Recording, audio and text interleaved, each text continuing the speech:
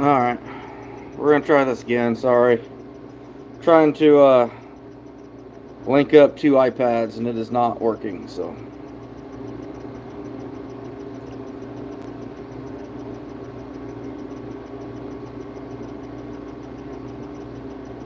So just bear with us.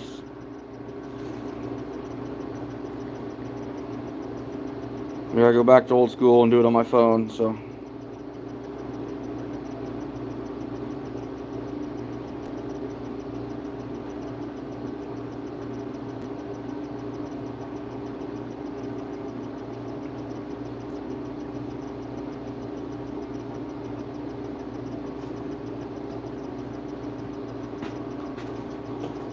Alright. You got it? Yeah, it's really low. It's like 20 foot low. It should be do what we need it to. Alright. Do both of these work here? Should. Okay. Hey, next gen.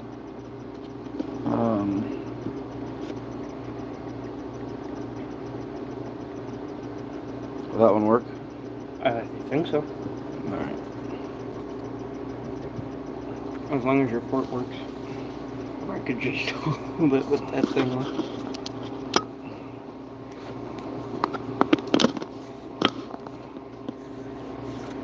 Oh, you want to try my actual port of my phone? Yeah. Okay, okay. You unplug that then? We'll try that.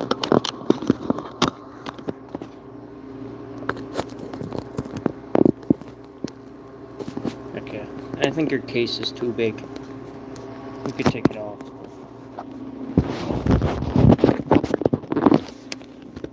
It's like your port's full of stuff. It probably is. Okay. Do you want me to flip it for you? Give us a second here. No, Oh no. that's not gonna. Hold on, we'll get going here in a second. Yeah. Alright, guys, we're gonna let people get in here and then we're gonna finally get rolling. Talk about some technical difficulties. So, Bob, Camp Blue Ridge, Quentin. Oh boy. Yeah. This was a rough start. I bribed my boy to film tonight, so. Yeah.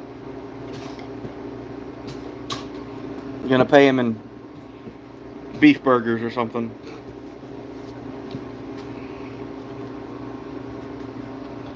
Alrighty. I think we got. I need to check the fridge.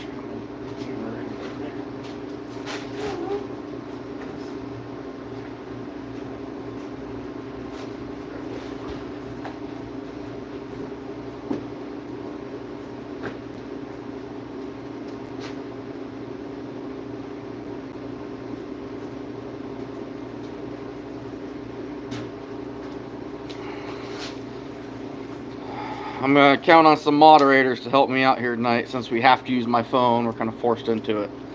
So, anyway, we are going to flesh some beaver and raccoons. So, what should we start with? Raccoon or beaver? Lori, good evening. Yeah, he's thrilled to be out here. Alright, Quentin said raccoons, so that's what we're going to start with first.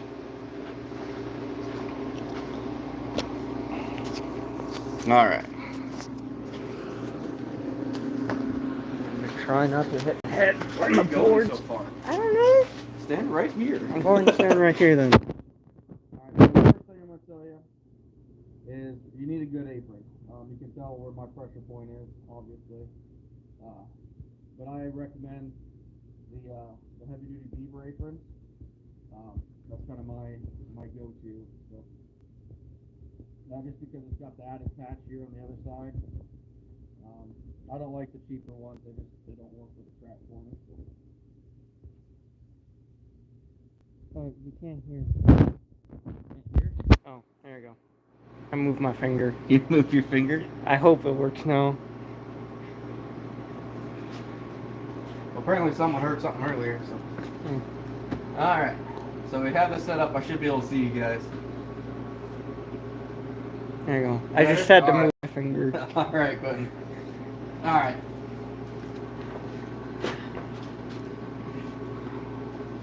So first thing we're gonna do, I think we got 5 coon thought out here. Go back up now and I'll show them. I always brush these things out. You have to. I just use one of those, I think they call them like a horse comb or something. If you hit a burr while flushing a fur, you're gonna rip a hole in it.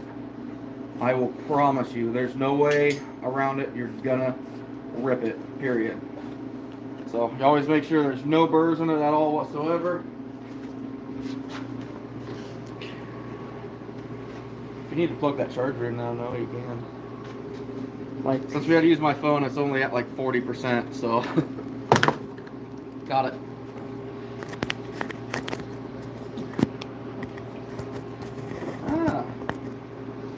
This was kind of interesting. Got my pellet out of the flanks. Interesting. So we're gonna slide that down our beam. So my setup here is a little different than most. I have a more flat beam. You know, you got a lot of those guys that have a 45-degree or even steeper angle. I like mine almost flat. That way when I'm pushing, it's more with the arms and not much with the back. Versus doing this, you're gonna be going up and down like crazy. When I skin, I don't cut my tail all the way. Some people do it when they're skinning. I don't, just for saving time. So I'll go ahead and finish splitting that tail out. Now this is a caribou knife. This is kind of my favorite. can you move it forward just a little bit? It's in the line. There we go. Yeah. It's got decent flex to it, if you can see that. I like the flex. I don't like a rigid blade.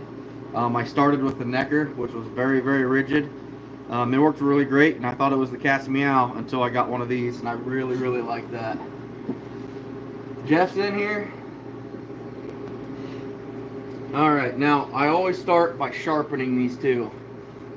This is going to go against like everything we're ever taught how to sharpen a knife. But you've got the beveled side, and you've got just the flat side. I'll go with a steel or a stone, I'll go right down. I go 3 times right down the top of the blade. Once at about 45 degrees down the back side, and then once over the top again. I might do a couple repetitions like that, but that's how you sharpen a flushing knife. It's kind of wild. Jim? Bearded, what's up? Alright, so when you start doing this, you always start, go ahead and get it right up in here now if you can. You're always going to start right here at the base of the head. I always start right by the ears. And you're almost straight down. You're not straight down. You're probably at about a, 20-degree angle. And you'll make a slice. And you'll feel it catch, just like that did. You can see the little flap of fat that it pulled up. And you'll just kind of keep that angle. If it doesn't cut, then you steepen your angle. You know, if you're trying to do this where it's really flat, you start changing that angle and it starts digging in more. So it's a real fine game of learning your angles and pressure. But this is the sharp side which we're using today. The top is actually the dull side for pushing. But you're always going to start with your sharp side down to about the front legs. See, that's not wanting to cut. We'll just start going up and steeping my angle until it cuts. Kind of flatten it back out, because you go too steep too soon and you're going to slice a hole in it. So me, I like left to right. I know some guys are right to left. Just kind of what works for me here.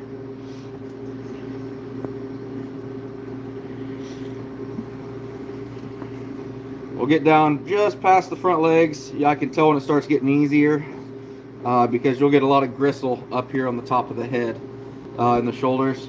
Now all we simply do is flip it around to the dull side.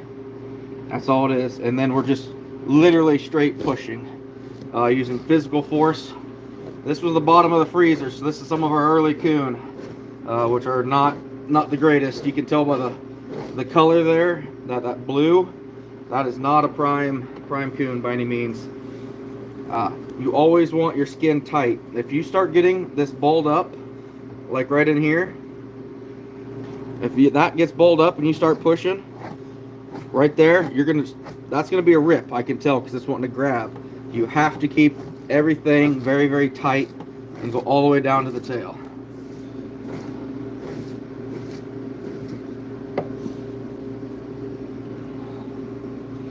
Dan, how we doing? Jason, how many do I have left to do? Probably about 400. Now I just put a big nick in this tail trying this. You can see it. This isn't going to the taxidermy market at all, so I have no problem ripping that sucker off. Tails are almost invaluable to me because they just have no value.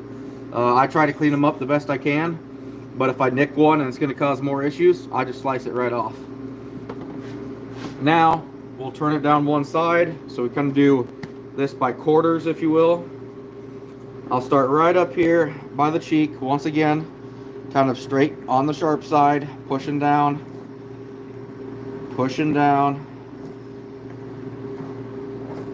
and this is a learning curve. It takes, you'll ruin 15 or 20 of these probably before you get good. Now this arm right here, if that fur is going to ball up there because it's not a flat surface. It balls up. If you keep doing this, you're going to do what I did right there, just to show you guys. You'll put a nice little cut in it. So when you have flat, solid surface, you're good. But as soon as you get to that, switch to your dull side, and you kind of want to go up and over if you can. The knife will kind of let you. It'll kind of go up and over. Then I'll come up on the back side, still with the dull, and I'm going to push down. We'll come back to this later. I'm going to get on the top side of the leg, but you're working any angle and method that you can here. When it catches like that, that's wanting to rip. You can see it, you can feel it, it's wanting to rip right there. So I kind of once again have to go up and over, maybe go more of an angle. And now once again, just right down to the base.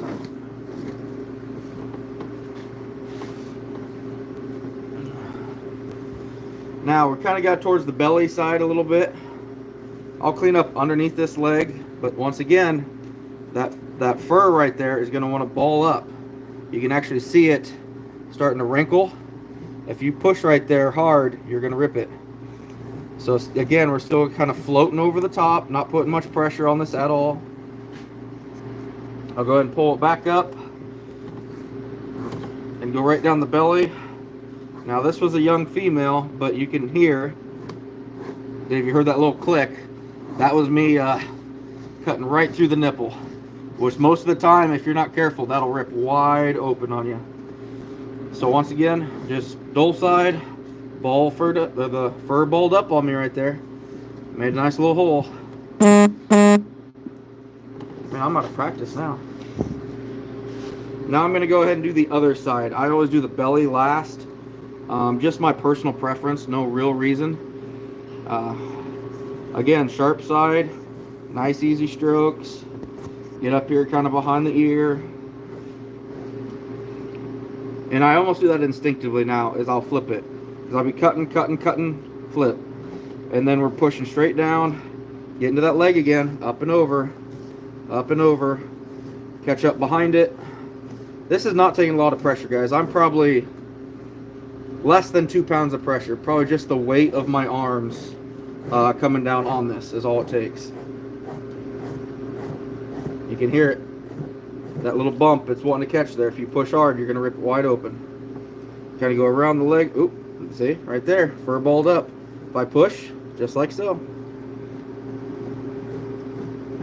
We got a couple coon here. We're basically showing you guys what happens if you mess up. I should have left a burr in this one to show you guys what happens when you hit a burr. You can do that with the next one. Yeah, we could do it with the next one if there is one in it. Belly side is all dull. You do not need anything sharp on the belly side. So you just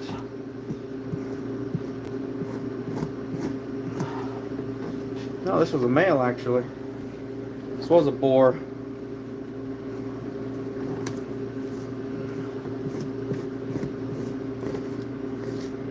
Kind of up and over because that fur's wanting to ball up a little bit. You can tell where I attached it with my skinning machine. Alright, what we got in here? Daniel, how we doing?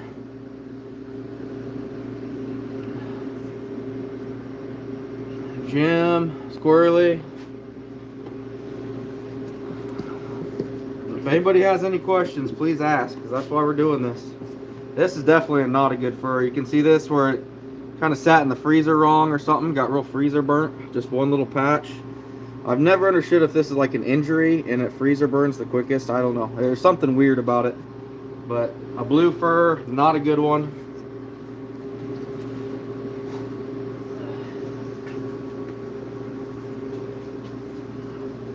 This one I can tell just by looking at it is better quality. Ain't perfect by any means, but hey Chad, how you doing?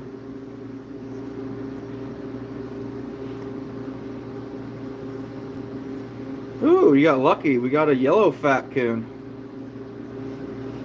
There's something to be said about these. I only do probably 5 or 6 a year. You can look at that, Noah. It's like it's really, really yellow. I'm not sure what the issue is with it, but some people tell me that they're sick coon. Kind of interesting, but once again, we're going to come down here, split this tail wide open. So I should explain to you guys how I do this. I flesh like 25 to 30 of these at a time, and then I board them after that. So that's kind of what we're doing. We're going to flesh probably 3, and then we'll board the 3. So Corey, we're going to do 3 beaver, and then right after that. NDJ, your knife dull, very possible. But my guess, more than likely, is you're getting wrinkles in your fur. You know, if you try flushing it with it wrinkled up, you're gonna rip holes in it. Everything has to be extremely tight, extremely tight. Hi, William. So once again, this is the last one. We're gonna go kind of slow on to start the process. You know, kind of more vertical knife to start with. Once you cut in there, then I can kind of flatten it out a little bit. Not a lot, but now I'm probably 45 degrees. I can tell you right now, this is a lot better coon than that last one was already. Flatten it out once you get under it. You'll know if you get it too flat because then you won't be cutting underneath it. Like right now, I'm not cutting underneath it at all. As soon as I change my blade angle, boom. You know, I would not suggest going that fast to start with. But just kind of showing you how it works. Kind of vertical, and now we're flattening out.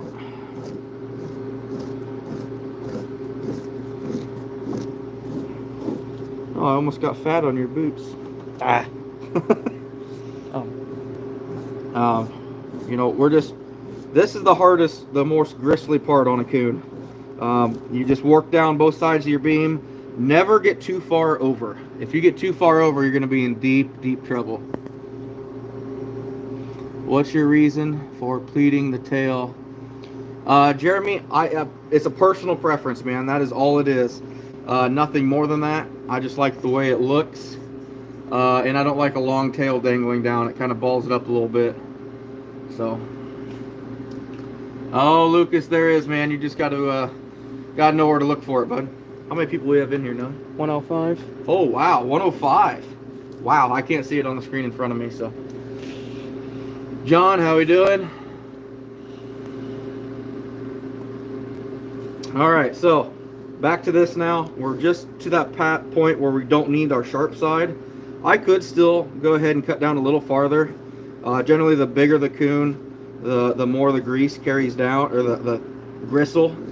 But I'm far enough now. We're going to switch to our dull side, and as long as the fur doesn't ball up and you don't hit a burr, which is why we brush them, you're able to literally,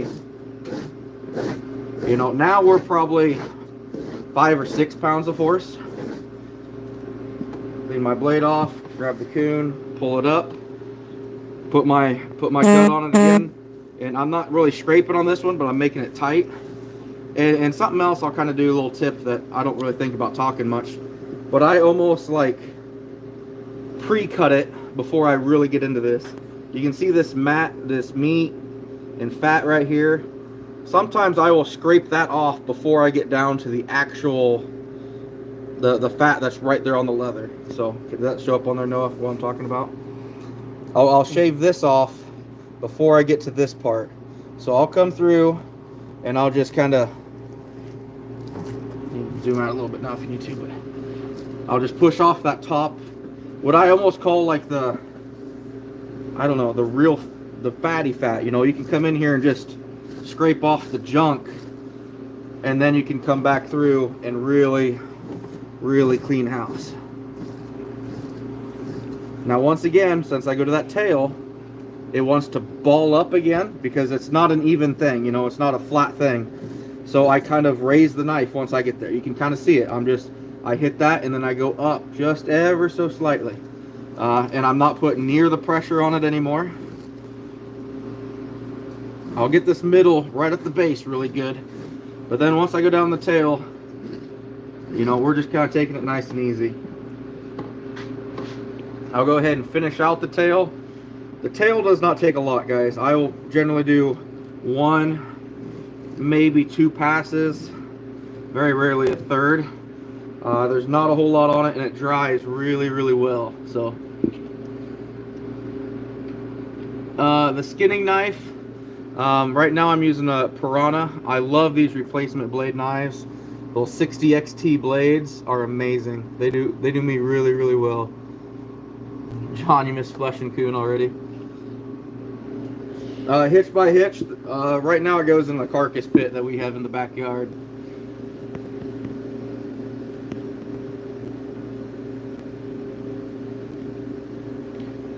Name the gamer? Yeah, interesting. Thank you. Alright, so now this is a bigger coon. So you know, like I talked about, I'll do it in quarters, right? I'll do the back, each side, and then the belly. If I've already got this down here, I'll kind of do the flanks a little bit too. Just kind of like Y off from where I was. Just because it's so wide towards the base, you kind of almost would have to do it in more than 4 passes. I'm not really going crazy with it, just, you know, just, you can see where my line was, and I just kind of wide it just ever so slightly. Now we'll go down one side. Again, up here between the eyes and the mouth. I never flush the head out. But as you can see, there's not a lot on the head. This little bit of meat and membrane will dry just fine. If you had big chunks or something, or you're new to skinning, then you'd have to clean it a little bit better. But anyway, right behind the ear, again, almost vertical with the sharp side. Almost vertical. And now I'm going to switch to that dull side. I'm going to go right above the leg, since this is kind of a bigger coon. Again, riding up and over any bumps. You can hear me hitting them. I'm assuming you guys can hear that. I hope you can. That's me hitting a rolled up fur. You know, the ball or the fur is balled up. So we want to go find a way to avoid that. So I'll go kind of at an angle from the side and get past that. Now, once again, fur's taut, straight down all the way to the bottom. I'll go ahead, go to the other side again. Same exact concept.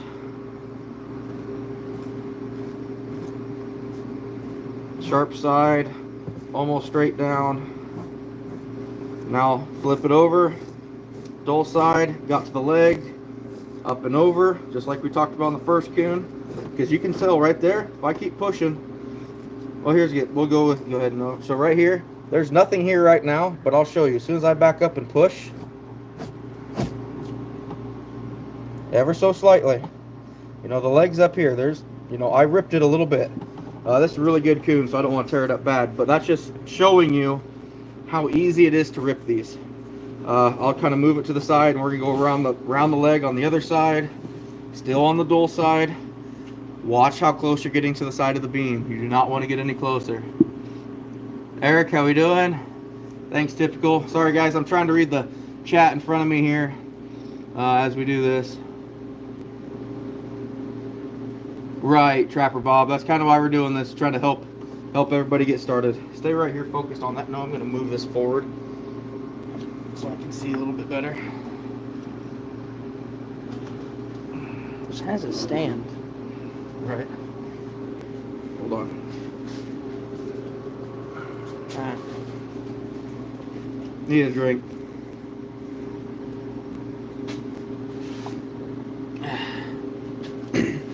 All right, that's much better. Right, Lucas, I get it. I get it. Don, how we doing? Right, John, exactly. And that hole where it's at on this leg is not, I mean, I'm going to trim these up. I'll show you how to board these properly here in just a little bit. So, please, anybody ask questions. That's the whole purpose of this, is I want to, you know, anybody that's wanting to just start off, I want to help them right now, tonight. Nothing beats hands-on instruction, but okay, so you can see right here, this hide, there's a little there's a little roll right here. It's hard to tell, but it's rolled up. If I continue to push here, you can even see the roll where I cut over the top of it. I barely pushed on it, but that's probably the most critical thing about this, is keeping everything tight. I cannot stress that enough.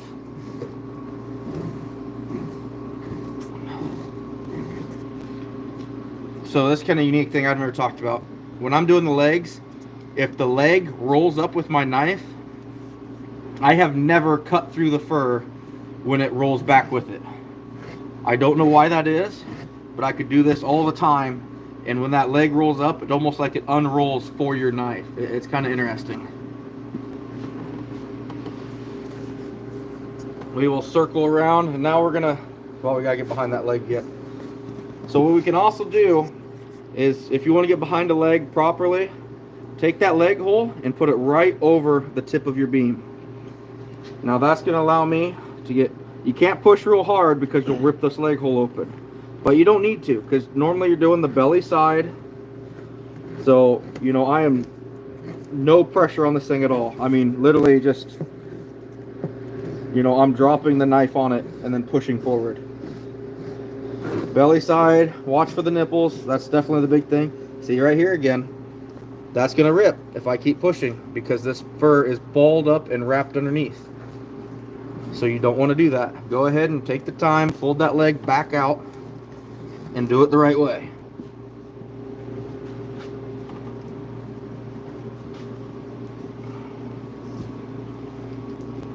Now we're gonna come back up here all the way to the chin.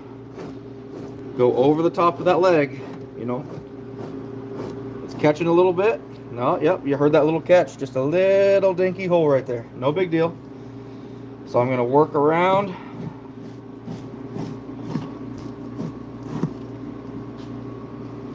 Come up. We're putting that leg in the hole. Almost no pressure at all. Still on the dull side. I think my dull side is always about 45 degrees. I could be wrong on that, but we're probably pretty close to it. Now I'll kind of go skip over to right below where the shaft would be coming through at. Kind of clean up around it. You know, I'm working my knife at all different angles. My pitch is staying about the same, but I'm just working at any different way or method that I can. See, it's gonna rip if I keep pushing there. But if I can get it to ball up with me, which it's not going to do now. There, it balled up with me. I'm good to go. I can flush out this whole thing now. Now you can see the difference in this raccoon compared to our first one. Put it down in the junk. That's blue. This is prime. Way better quality. This is an early smaller coon. Your big coon always prime up before your smaller coon. Always.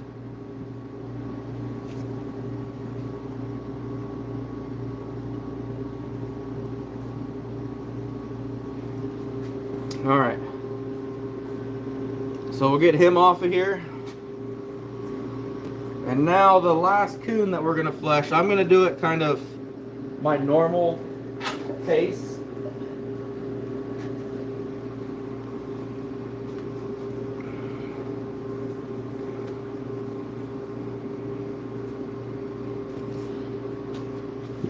Another thing to think about too is these raccoons, the fat consistency.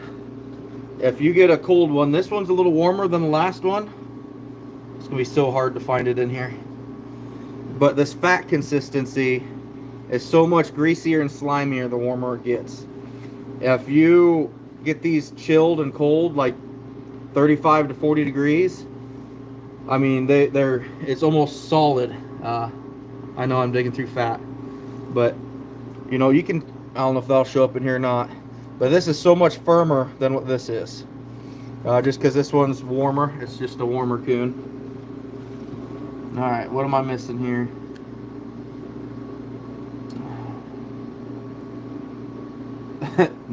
Yeah, where the red fern grows. Alright, take care, Lucas. Thanks for stopping in, bud. I know we're getting hit with a lot of scam in here, guys, so please don't be afraid to help me out. Alright, we'll pull that down tight. And now I'm just going to kind of flush this one how I normally would. We're going to sharpen the knife again, but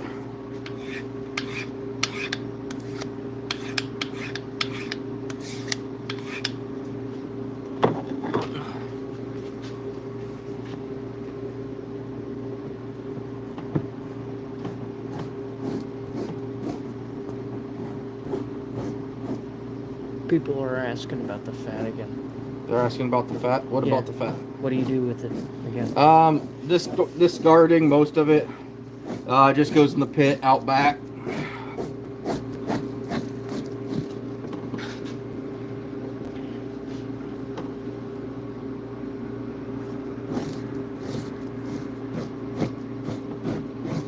There's that burr. Yep. If we take this and flip it over,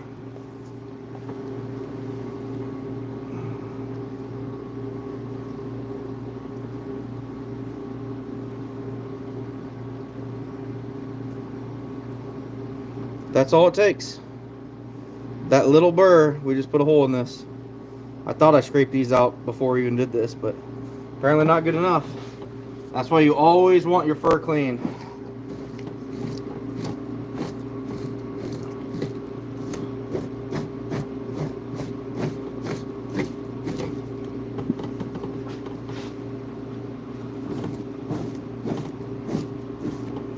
Oh, man. We're flinging fat. He got it on his face. Don't tell your mother. Not going to. How grossed out are you right now? It's not too bad. If it went in my mouth, that'd be a different story. Again, we're sharp side, just a little ways down the side. Flip it over. And I like to go kind of down the side of the leg first before I go over the top. But then again, you can see how much slimier this one is because it's warmer. Not saying it's bad, but it's just warmer. The warmer that fat is, the greasier of a mess you're gonna have.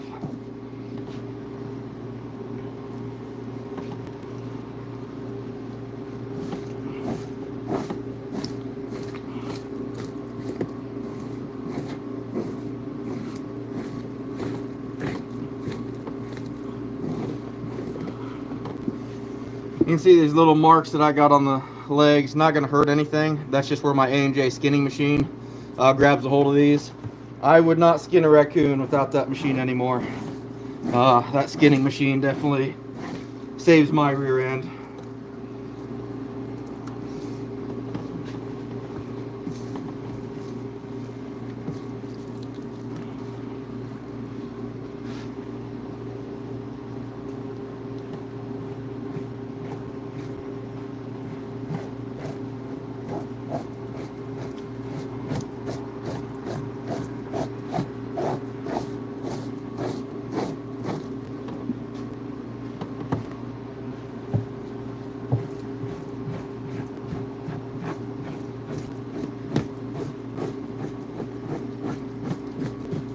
me hitting the nipples on them.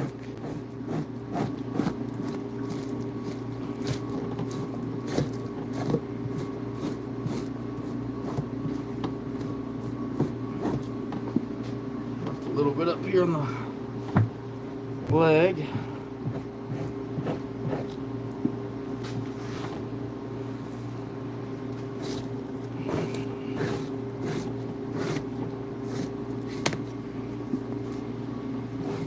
Alright, and now that one's fleshed. There's a lot about eating it. Oh, I've ate coon meat for sure. Not exactly my go-to, but alright, so if you wanna back here and go and point this way, I'm gonna. Where do you want me to point? You're good. Okay. You'll be able to get closer here in a second. So we're gonna board that smaller coon first. Make sure not to catch the wire. Yeah, I will. So I'm gonna put all these coon on these stretchers. I pull them all the way down. All my stretchers are made out of wood. I shouldn't have laid this thing on the ground. Boy, this thing is small. This is barely gonna make a 1XL, which is crazy small for an Iowa coon.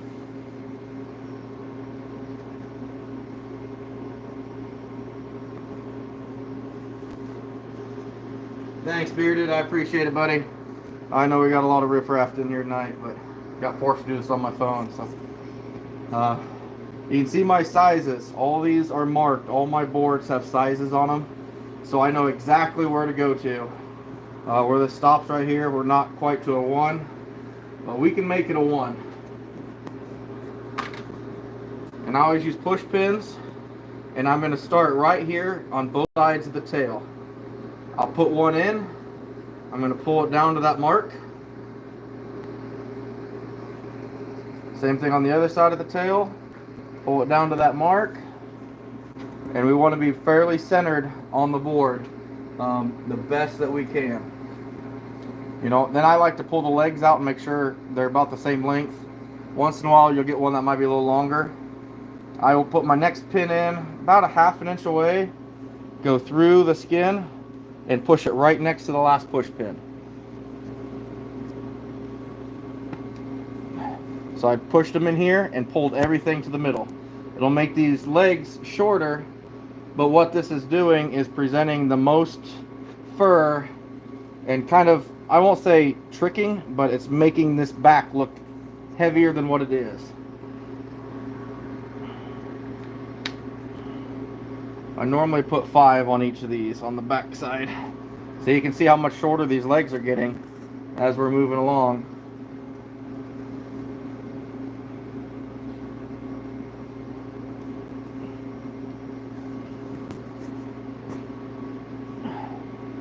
Yeah. Now I'll do the tail since we cut this one off. I always have 2 flaps kind of right here on the base of the tail, and I'll grab a push pin in them. I always push them out to the side. This one we're just going to pin straight down since we cut it off. Normally I'd pleat the tail up though. I just think it makes it look better. There's no other reason other than just for me making it look better. I'll grab the leg, pull down, and I'm going to go ahead and do another one. So if you were to send to an auction, this is going to be graded that the highest point will be the size. So if this pin came out and when this dries it sneaks up here to below that 1X mark, now this whole raccoon is graded as a large instead of a extra large. That's probably, I started shipping and that's what I was doing. So that's kind of, you know, once you get in a habit like that you don't really stop. We'll turn it over to the other side. You know, we put a couple holes in this one. It wasn't very valuable, but I'll go down here on the bottom of the leg corners on each one. Pull them down. I stab myself a lot with this bucket of push pins. Then I'll kind of just pull in just a little bit, kind of like to show that it is a leg, in fact. Now, what I do is I have a one-handed scraper, and what I'll do is I'll go up and I just scrape all that excess fat and grease off of these while they're on the boards. I think this helps out a lot. You can actually, you can see how often I've used this to clean the scraper off. We've got a whole V in my box.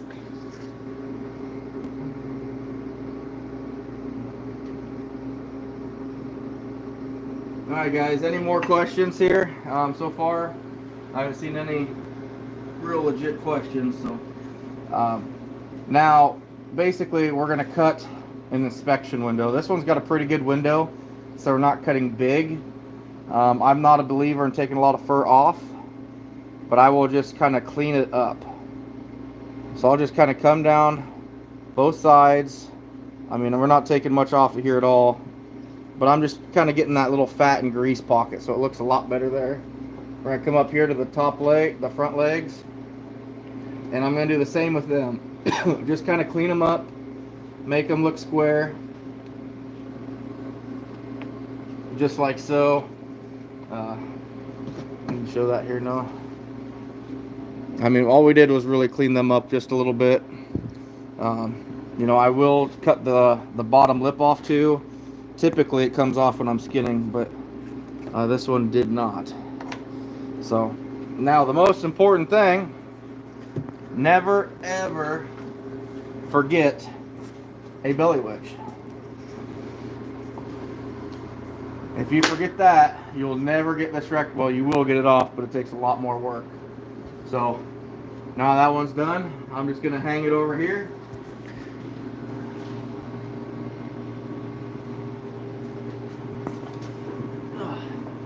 Is there any more questions on what we just did there?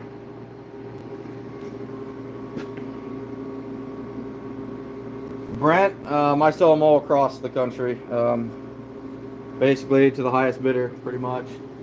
Some people have asked, what do people make out of them? So actually, my wife makes teddy bears, fur teddy bears.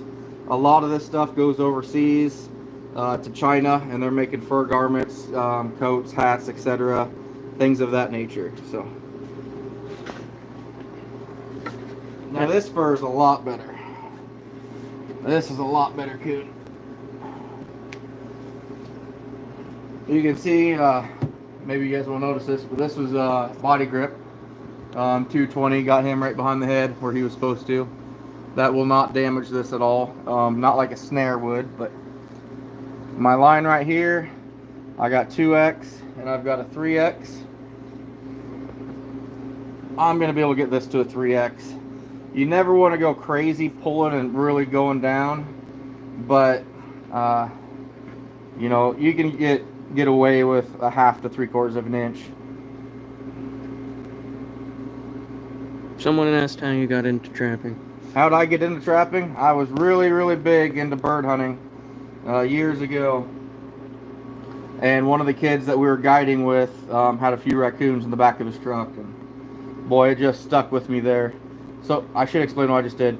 I always get these little, what I call wings, just based off of how I skin this raccoon. I just trim them up to make them, if I pin up here, then you just get this little flap down below.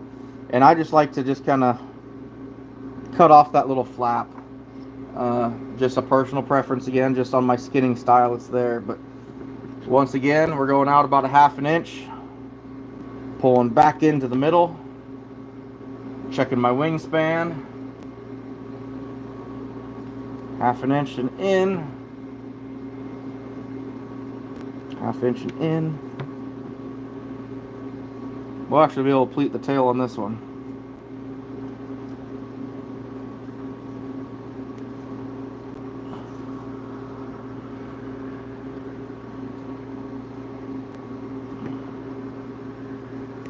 This is a better coon. This is going to be this is probably a $20 coon.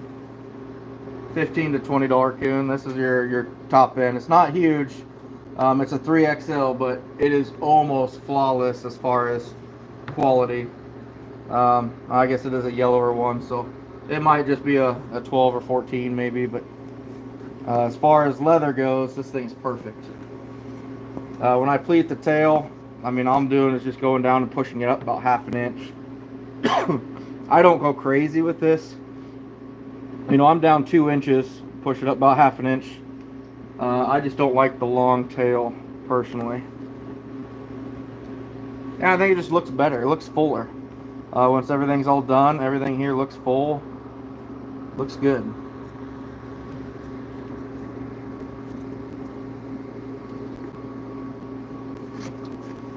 So this is right on that 3X line. You guys saw that. Again, go down here to the front legs.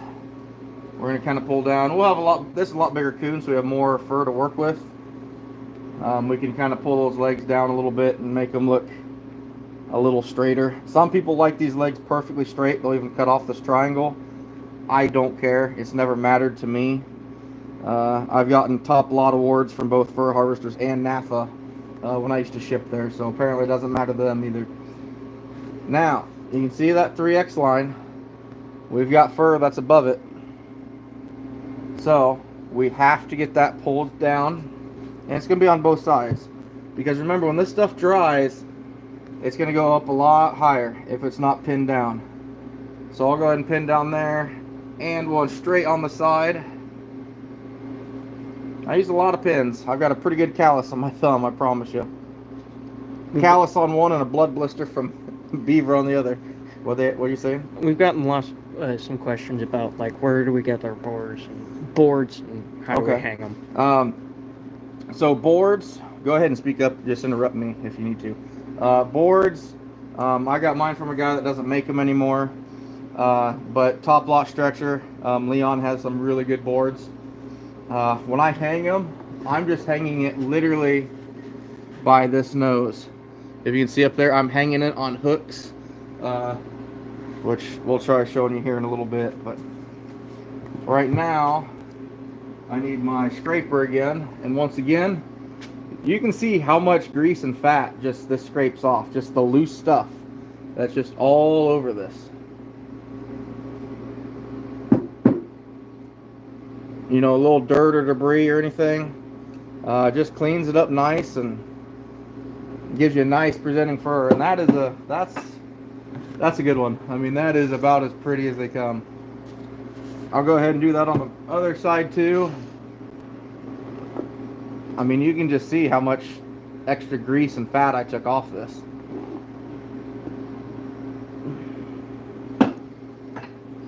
Now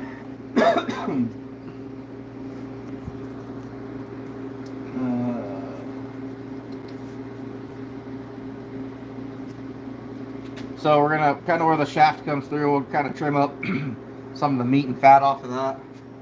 We'll go up here again to the legs, and I'm gonna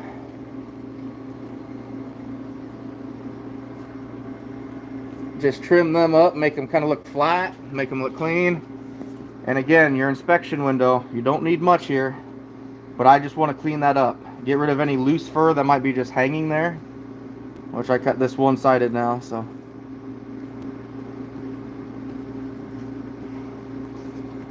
Kind of come back the other side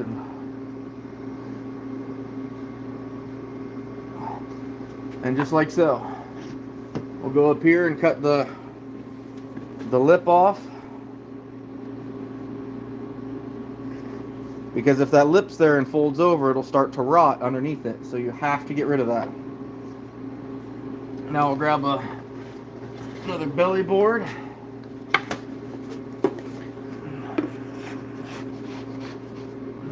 We've got some questions about, do you actually need your gloves? And someone also was breeding rabbits, which I thought was interesting.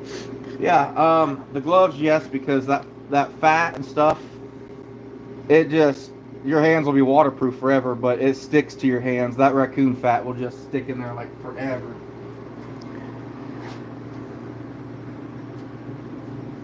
Alright, but I will take this for just a second. I'll give you a break. You want to unplug it? Oh, yeah. Okay, so hold on a second. I'm going to give him a break. I'm going to kind of show you guys my hanging system. Maybe. Do you need help? So you can kind of see that hook up there. It's just hanging by the nose. That's all it's doing. And I've got, whoa, bear with me. There we go. I've got rows and rows of these hangers and hooks everywhere in here. I mean, it goes on for, I don't know, I think I got 5 separate rows. And they just kind of go both directions, so. Abe, it is not. So, it is not. Do you need a drink or anything for a second, bud? Oh, okay. Okay, give me just a second here, and I'll try to get caught up on stuff. We're stretching them for the fur trade. Hey, Daryl. Okay. Yeah, go get a drink, bud. Thanks, gamer.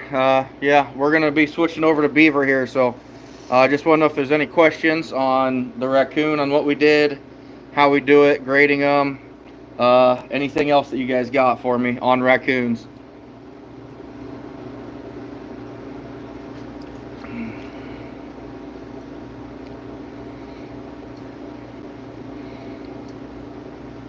Oh yeah, Jalopy, I think, if I'm pronouncing it right. Yeah, fur is a big thing. It was actually how the country was pioneered, believe it or not, with them coming over chasing beaver. You know, they started heading west to catch beaver initially. So the fur trade, it's not like it was in the 1980s, 70s, but still plenty of fur trade around. You know, they make hats, and they actually got like Crocodile Dundee hats, not Crocodile Dundee, Daniel Boone hats. Wow, Crocodile Dundee. Well, I guess he wore a cowboy hat, so yeah, that'd be beaver felt. So yeah.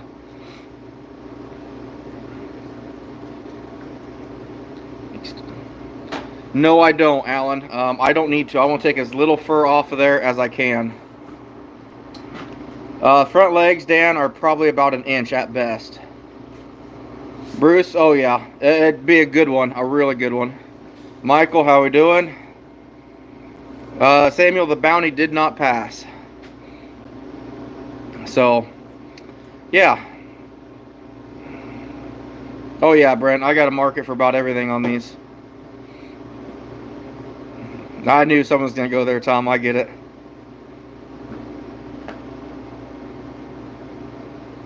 Brad, a lot of the boars are going to be really, really tough on the neck. Especially the later in the season it is, the worse it gets.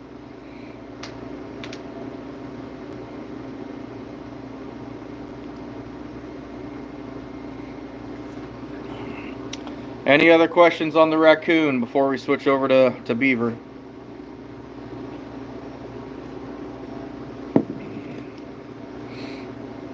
Oh yeah, Sam. Yep, I got a market for organs, meat, claws, skull, some bones, a little bit of everything. So,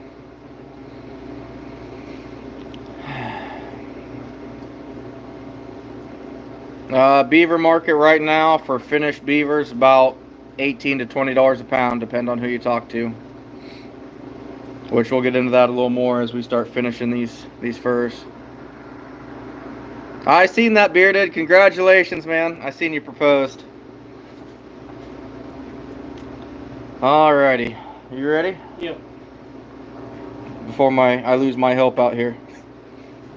Give me the. Yep, you can grab it. Awesome. How charged is it? I think it's at 44%. So it's been doing its thing. Alright, so we're gonna start with a small one here. This is just probably a kit beaver. Nothing crazy about it. The beaver market is different than most. So a lot of people don't like this, but the beaver market is basically hatter market for everybody right now, except for like probably 5 to 10% of the country. In the hatter market, you know, it's not. With raccoons and fur handling, you want to do the best you can to present that fur and make it look gorgeous, no holes. The hatter market doesn't care. You can put holes in it, but it's all by pound at the end of the day. So not everybody is like that. Like I said, you got some northern states that have a lot better of a beaver, but ours are just hatter beaver. That's all it is. Brent, yeah, I've done a couple. Alright, that being said, we'll flip it over.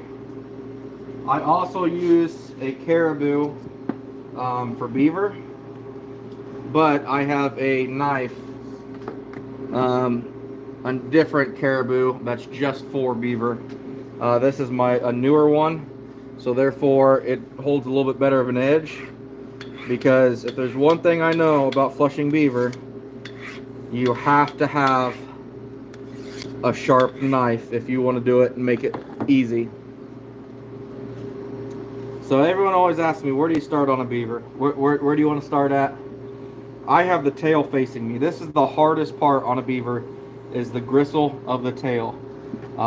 That is the hardest part. So I'll pull it down just low enough that I can get my gut to hold it down.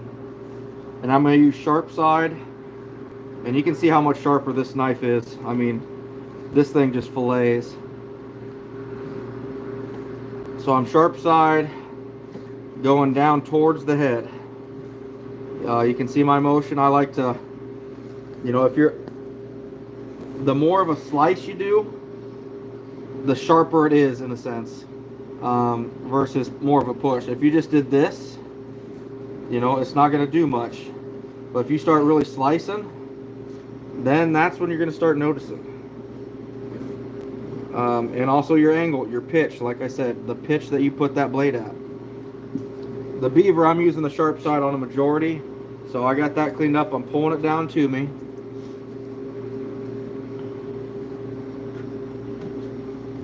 Now I'm going to go ahead and sharp side, and we're doing sharp side all the way down to the head. I'll get down to the back of the head.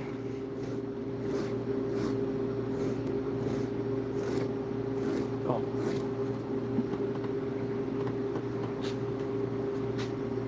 And I kind of do things weird. I used to just do the head and then rotate it, but now I kind of rotate clockwise just a little bit, and I want to do that front left leg. So I'm still using sharp side. However, the more I get to the outskirts of this beaver, it's dull side. So here, still sharp side, but that would be the dull side, just based on the closer I get to the rim of the beaver.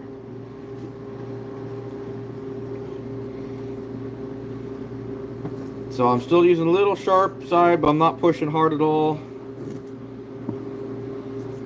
Now once I get here, okay, so we're a little ways away, so I'm using sharp side, but it gets really easy, really quick. So now I'm switching to the dull side, and we're just pushing straight off. Once again, you don't want to have the hide fold on you at all. Just like raccoons, you get to that leg and you kind of go up and over, and kind of around if you can.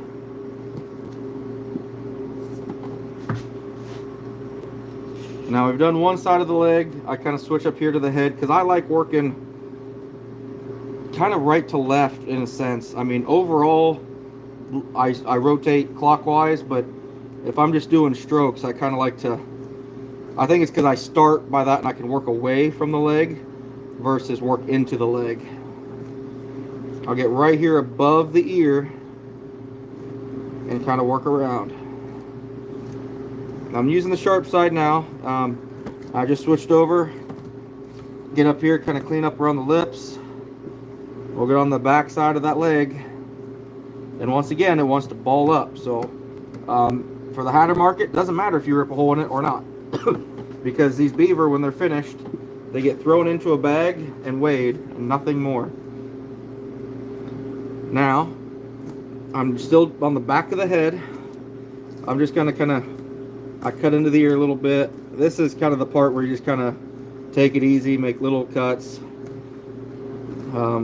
clean it up a little bit. I'm going to go ahead and take my other knife, and we're going to cut that ear out. Left a little bit of cartilage there. Now we're going on the other side of the head.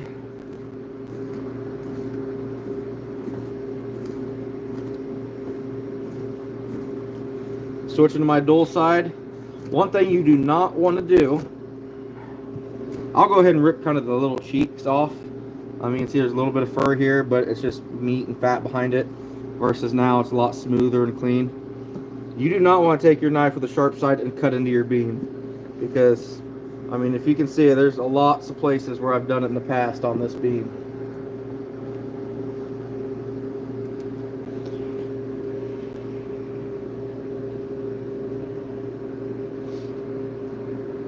Boy, we're getting hit with a lot of scammers tonight. Sorry guys, they're actually in here trying to learn. We got forced to do this on my phone, so. I'll clean up around that ear just a little bit more again. Now, I'm just going to keep rotating this thing clockwise, or counterclockwise, I should say. You know, sharp side until I get close to that leg again. When we're flipping over, I can go right over the top of that leg. And what I like to do is I'll take my knife, and you can see the leg's almost cleaned out, but the fat is right above it. I will take my knife, put pressure, and pull it right off the top of that leg. Now we're pushing it to the side. We're going to work around it, pull it up a little bit, and we're going to get right in there behind it. We're going to keep rotating it. Sharp side for the red meat. And then switch it over.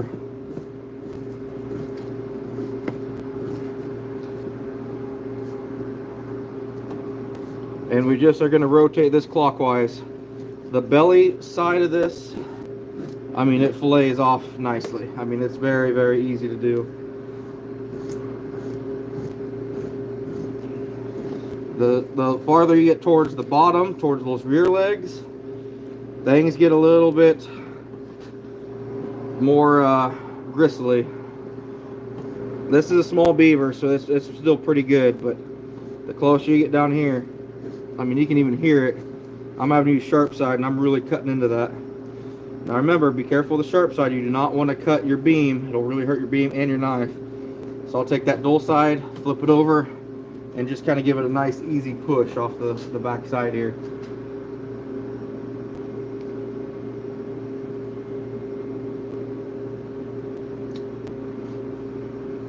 Okay, so we're going to get to that front leg, or that back leg, go right over the top of it, trying to get on the back side, work down, and just push it right off the end again. And now we got a nice clean leather. Now that's the part that I held up against my belly. So this is the gristliest part on this thing. This is the part where probably people struggle the most, is because you really can't tell what's leather and what's gristle.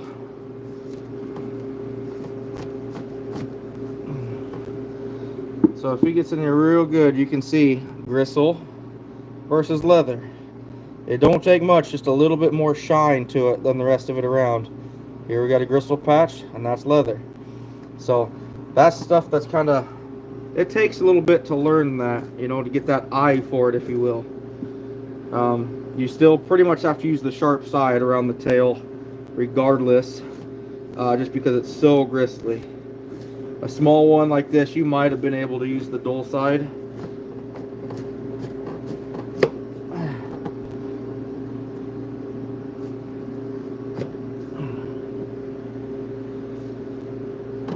We're just going to keep rotating.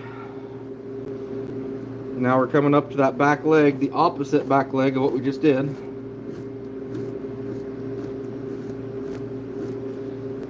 Get to that leg, dull side, up and over.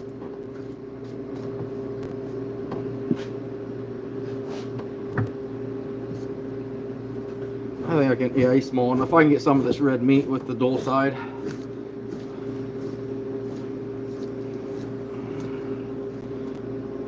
There's that back leg popping through.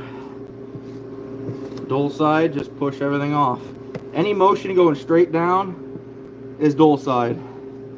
If you see me slicing, it's the sharp side. Someone asked, have you thought about making one of the fleshing beams out of the thick blue PVC pipes? I know people that make them out of PVC.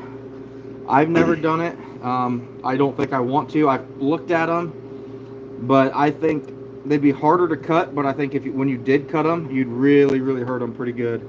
I don't know if you'd be able to just, because so if I do make a ding in this beam, like, which you can see one right here, I can take my dull side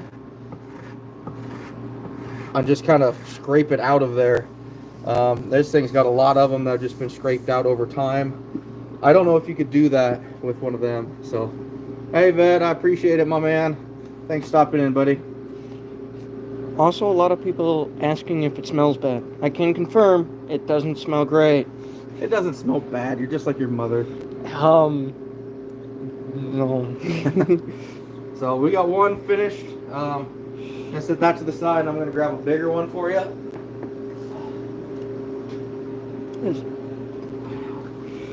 All right, so here's this one's a little bit bigger. This is your good sized one. We'll get him started, but just like the other one, I'm putting the tail down here. This one's gonna go, I'm gonna do this kind of at a normal speed, if you will.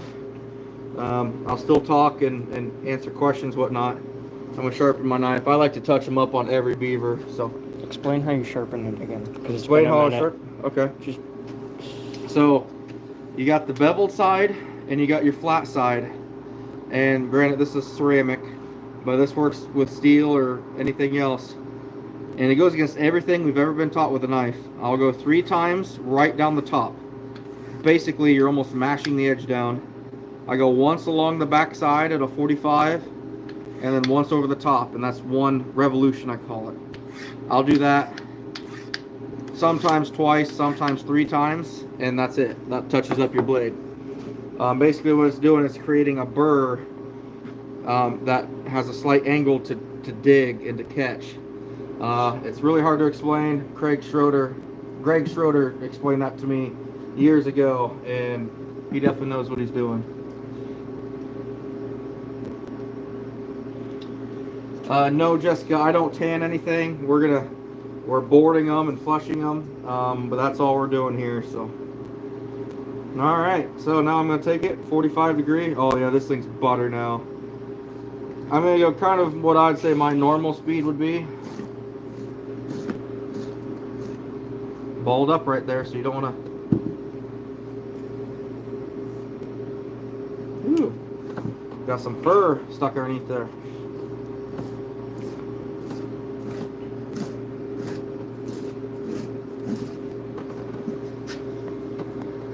Sharp side all the way down to the head.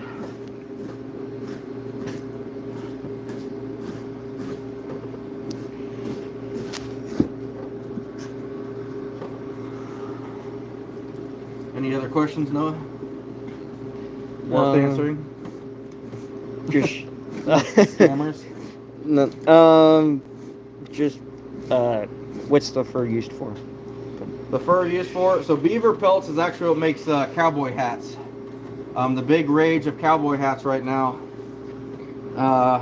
Beaver felt is one of the high-end cowboy hats are made out of beaver felt. Dull side when we get close to the edge.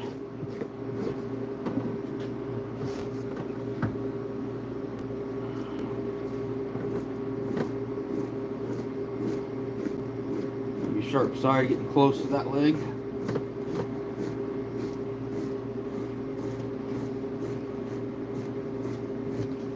Flip it over to dull side.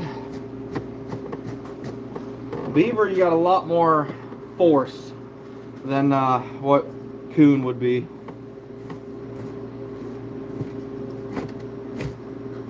Fur costs, or how much does the fur go for? This one's 2 pounds, so this will probably be a $40 beaver, give or take. Up and over the front leg. Pull it off the front leg. Now we're going to get in back behind it.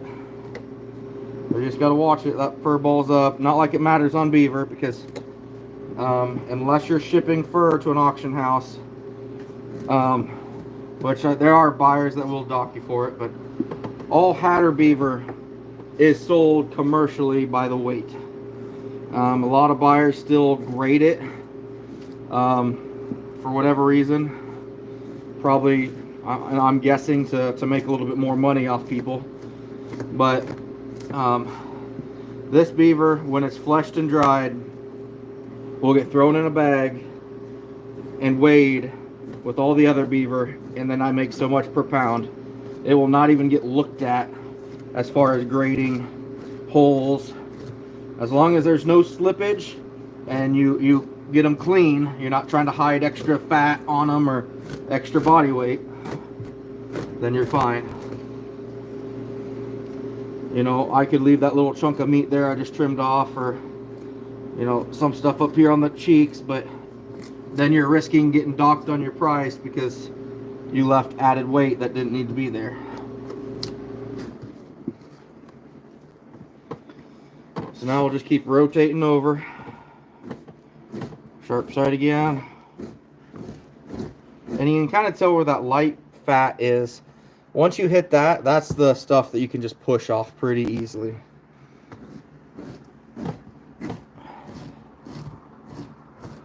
Cold yet, bud? No. I'm sweating. Well, lucky, normally I do. Beaver meat is really good, but I was not able to save any this year. Tried the dull side there on that. Did not work, so switched to the sharp side. Takes a lot less energy, and we just cut it out. we got a question about the price difference between green and fleshed. Green, basically, they're trying to guess how much it's going to weigh when it's fleshed. If I was buying beaver green, I would be trying to predict what it weighed when it's finished. And then you got to make something for finishing it, whether that's $3 or $6, whatever it is. You got to make money. Kind of work up the back side of the leg. Now I can go up and over. Once again, rounding up and over that leg. Get back in behind it.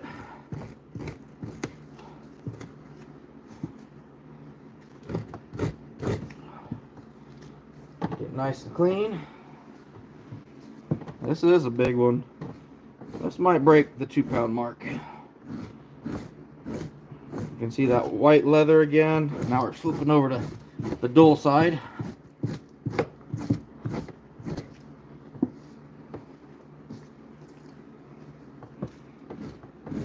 Sharp side for the red meat. Dull side for the fat. There are people that are good enough that can skin these and leave the hide clean. They call it yeah, clean skinning or something. I'm not even close to even trying that.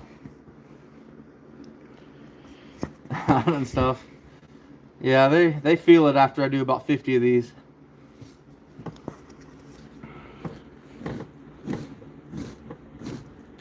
Sharp side for the red meat.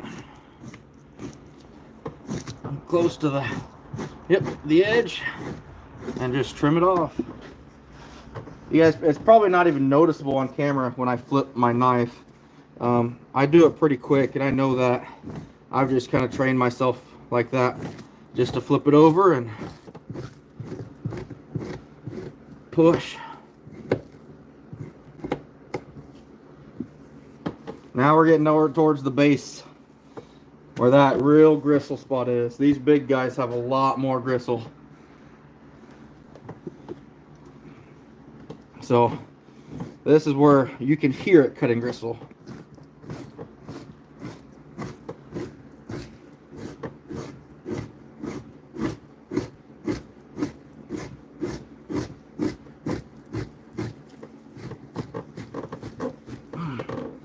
And she does not like to rip off the end like Raccoon do or anything else. So we'll touch it with our sharp side a little bit more. Now we'll kind of circle back to this leg. Start on one side, up and over. Get on the back side of it.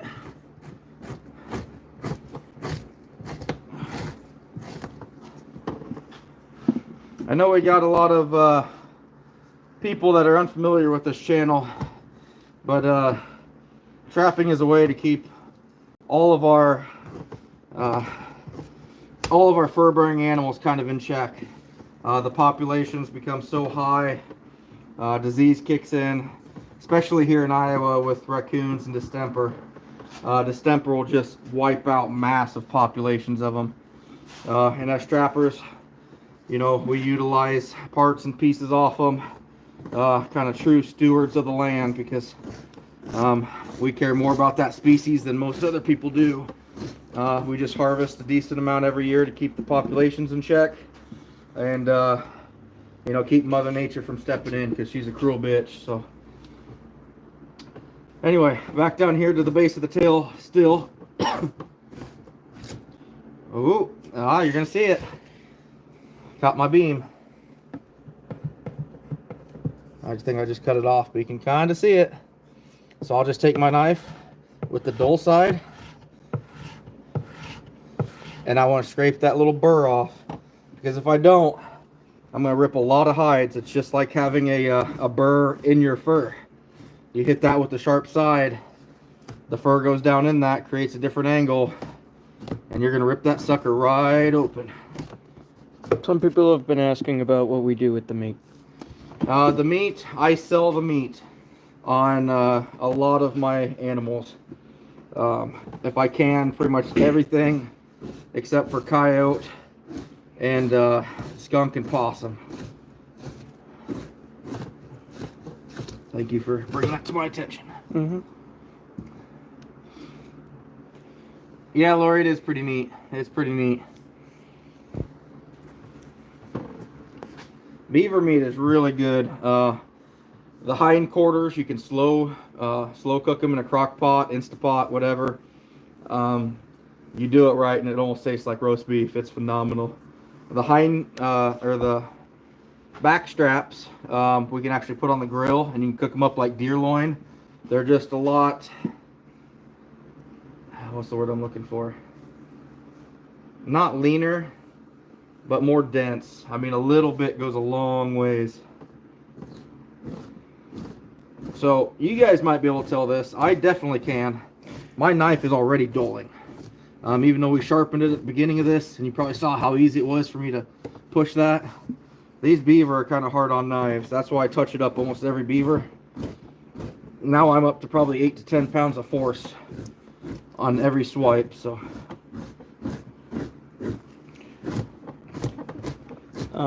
somebody was asking about taxidermy. Also, someone's in Nambia, Africa. oh, nice.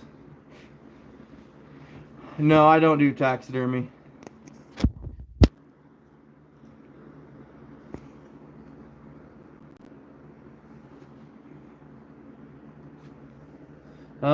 Baker, I'm not sure, man. That's pretty cool that you did that, though. I couldn't tell you off the top of my head, though, man. I don't know. Send me an email, iowatrapper2@gmail, the number 2, and I might be able to help you out with that later. For the cowboy hats, so the felt is what makes cowboy hats. So the leather itself on this beaver for cowboy hats is not used. What they do is they will take the underwool. Oh, I ripped my glove.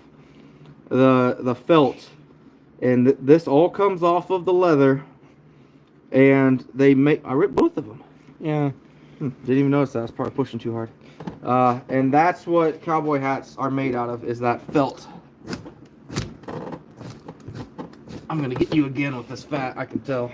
I hope not.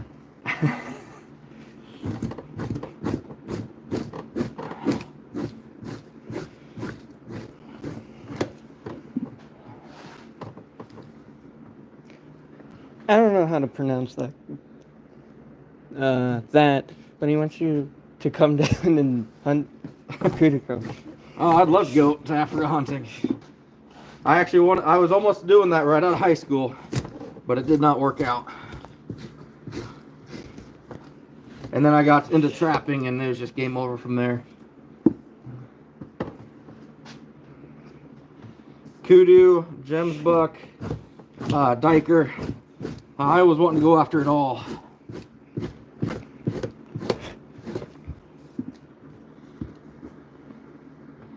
All right, I'm gonna switch out gloves here, guys. We got this thing finished out. Clean my hands off a little bit. Any questions on how we just flushed that by chance? Anything at all? Please ask now, guys, if you want to. Hunting and stuff? I don't think he quite wants to. What? Next time I'll film and we'll let him Give play it a with shot. some. So, but this is a lot bigger, as you guys can tell. This is a good size one. Coon fur hat. Left-handed.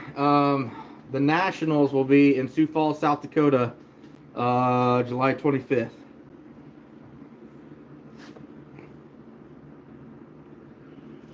Do we do stuff like fur hats? Eventually, I think my wife's going to get into the hats, maybe, and mittens. Right now, she's just doing fur teddy bears, which are pretty cool. I'll tell you what, no, I'll hold this. Do you want to go get one? A teddy bear? Yeah. What one do you want me to get? What kind of fur? You can just grab whatever is on the bench there. I'll grab a few. As many as I can fit. Nope, sorry guys, we're working on this. Yeah, we'll see how long my phone lasts because she's running out. Jamie Miller. Huh, I know one of my good friends in high school was named Jamie Miller.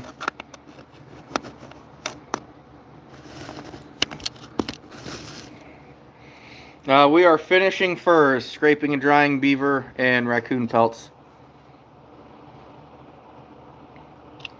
Patrick, I love your response every time. I appreciate it. I'm back with the bears. Oh well, you brought several. I have All right, 3. just don't drop them. I'm not going to drop them. So here's my wife makes teddy bears out of furs that we sell. Iowa Trapper teddy bears. If anyone has any interest, you got to email me, Iowa Trapper 2. This was one of our first skunk ones. This is raccoon and otter. I know the light doesn't do it justice in here, but she does pretty good work with these things. They're cute. Yeah, come in 2 sizes. Then we got the bigger one, which this one's coyote, full coyote. So she does a lot of work with them, but you know, just keeping fur going here in the U.S. Nice renewable resource that you never run out of. So thanks, bud. Yeah, run them back inside, please. Skunk blanket's going to cost a lot of money. A lot of money.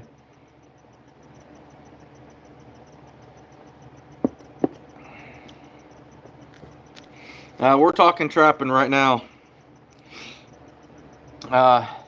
Once he comes back, we're going to board these beaver. So, is there any questions on the flushing that we just watched? Anything at all?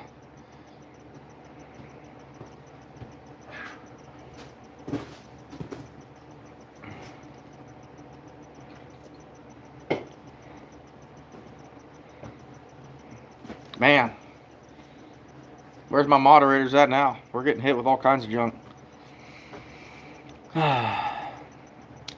Alright, so we're going to go ahead and we're going to get these beaver boarded up. And then I'm going to show you how to take raccoon and beaver off of boards. No, we don't do anything with carpets. Hunting and stuff, I appreciate it. DJ, I don't know him, I know of him. You just leave the camera there for a second, bud. Yeah. Oh yeah, I need new gloves.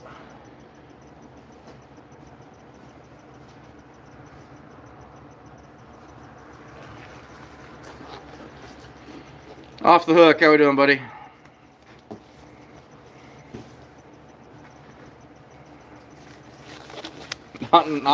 I get it, man. I needed one myself.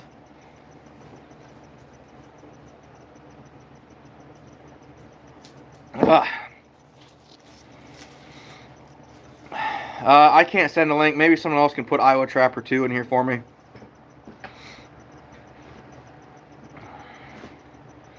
I don't use tools over here. Huh? Well, if you want to type it in, go for it. I don't know over here. Huh?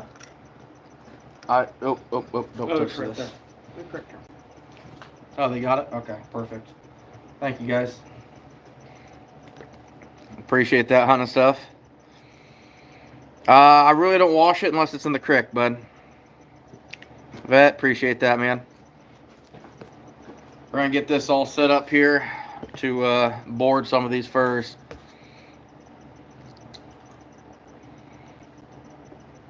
Thank you, Lori. I appreciate it. She has a lot of fun with them. Actually, I think they're having a little, her and my daughter having well, actually, they're watching a movie right now, I can tell. Mm-hmm. Yeah, they're having a girls' day while the boys are out here having a boys' night, so. Mm-hmm. We're not going too wild and crazy. He's not even drinking. Alright. Oh, we have a table somewhere? Hmm? Ah, right there. Never mind.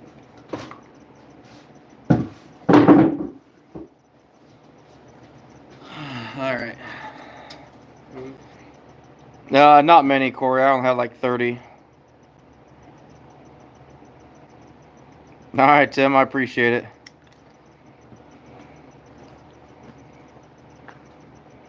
Yep, exactly, John. I'd agree with that. Alright, bud. You want to grab it and get it switched over for me? You got it. Probably won't have to charge it now because this is the last thing we're doing.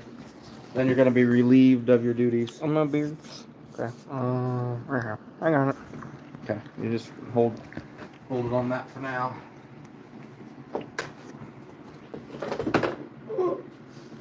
Do not tell your mother we just got coon fat on her iPad. Okay. All right.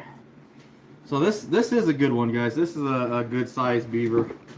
When you board them, this is 48 by 32. So I get 3 boards out of a sheet of OSB or plywood.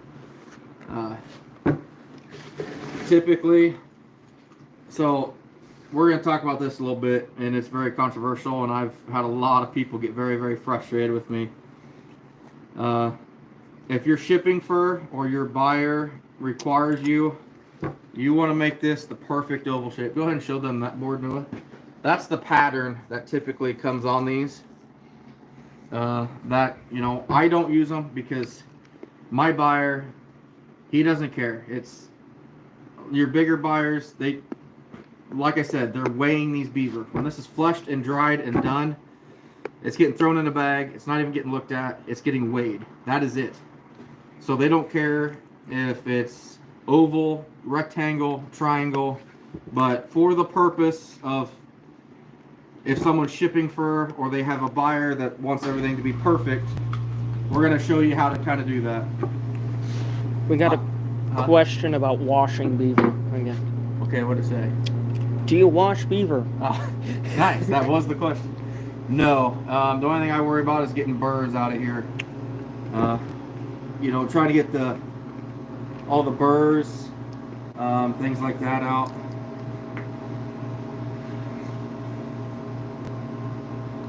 Oh no.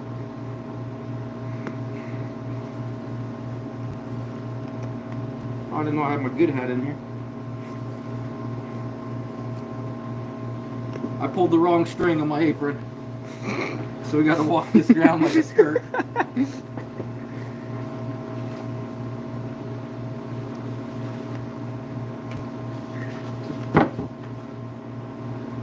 There it is. They need to make these things with longer strings. That's the one flaw about them. Okay.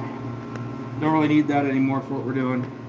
But like I said, we're going to start off kind of showing you if you're shipping fur, you know, like we talked about the raccoons, it's only measured to your lowest point when it shrinks coming in. So we want it to be as big as we can. I will always start with the nose. And this is a big beaver, so we're going to pull it out here a ways. start right here at the base of the tail, right in the middle. I always do one hit to pull it, get the tail in it.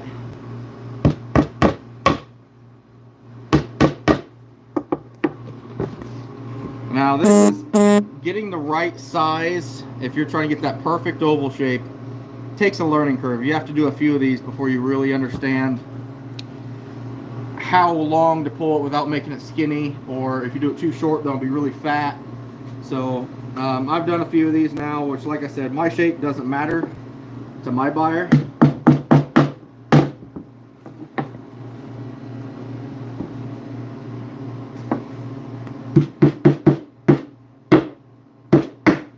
Yeah, close enough. Don't judge that nail, no. Normally I rotate to your side, so I'm reaching across the board.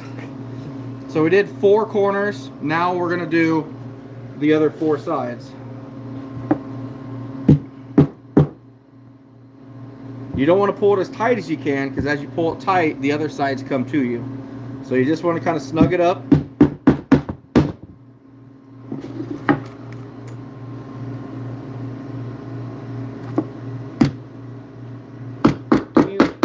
Do we use borax? So I will use borax. For an example, I'm glad you brought that up. We use borax on this.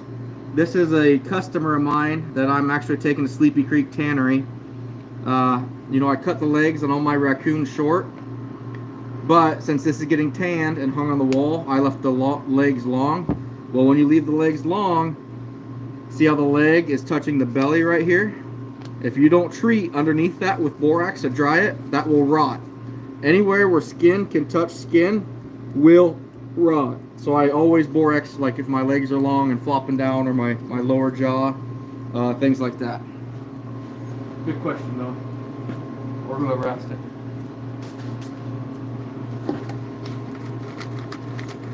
Any other good questions coming through? Going too fast for you? Biggest beaver we caught this season.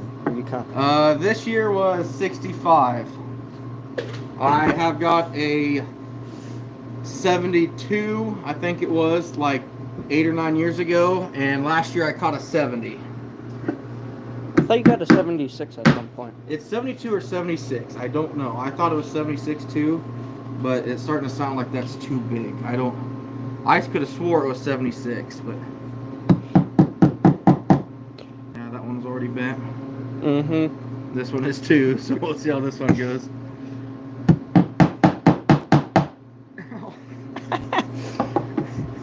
So you can kind of see our shape here we got going. We're trying to make this an oval. I will always go, you know, we did the 4 and then 8. How long does it take for a pelt to cure? This isn't curing, but drying. That's a really good question. So if I just had this one beaver and it was in my shop with the weather we have now of 75, 76 degrees, this would be done in probably 4 or 5 days. However, we've got about 160 coon drying and probably another 45 beaver drying. So it'll probably take 6-7 days before this is fully dry. You had a funny question? No. Iowa carpenter over here. Right, right. Hey, you laugh. I do a lot of carpentry. Who said that? Hunting and stuff. Hunting and stuff, yeah, I expect nothing less from him. Again, we're just going to the middle of those spots, pulling it snug, and hammering it down.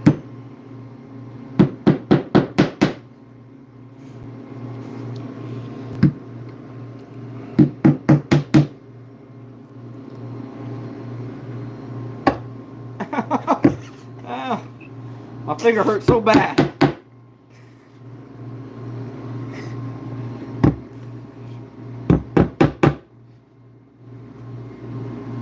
So for me, with my buyer, this is where it stops, okay? This is where it would stop, but I will show you if you're sending this to auction or your buyer requires it.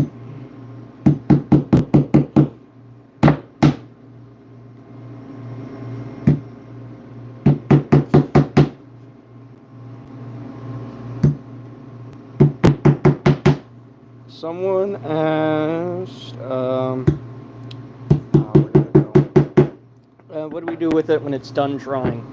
When it's done drying, right now, since we have beetles, I throw it in the freezer. Otherwise, it's perfectly good. If you don't have bugs, it would last indefinitely.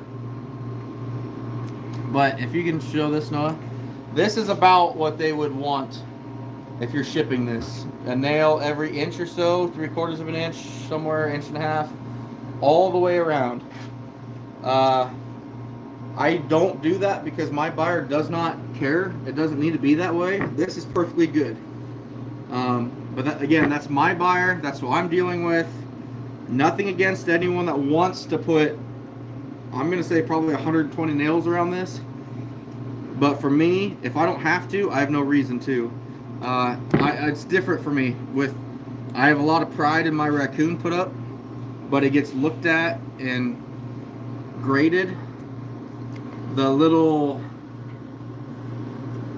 things that I do that make me feel good about my Raccoon put up probably doesn't do anything financially for me. But for this, I cannot put more nails in it knowing for a fact it will not get me a higher price. So we will actually, since we're done with this, I'm going to actually grab one and I'll show you what it looks like when it's dry. Okay. Someone asked, do we ever pick like this up so there's extra airflow? Good question. A lot of guys will say that, lift that hide off those nails a little bit, kind of like what you can see underneath there. I don't do that.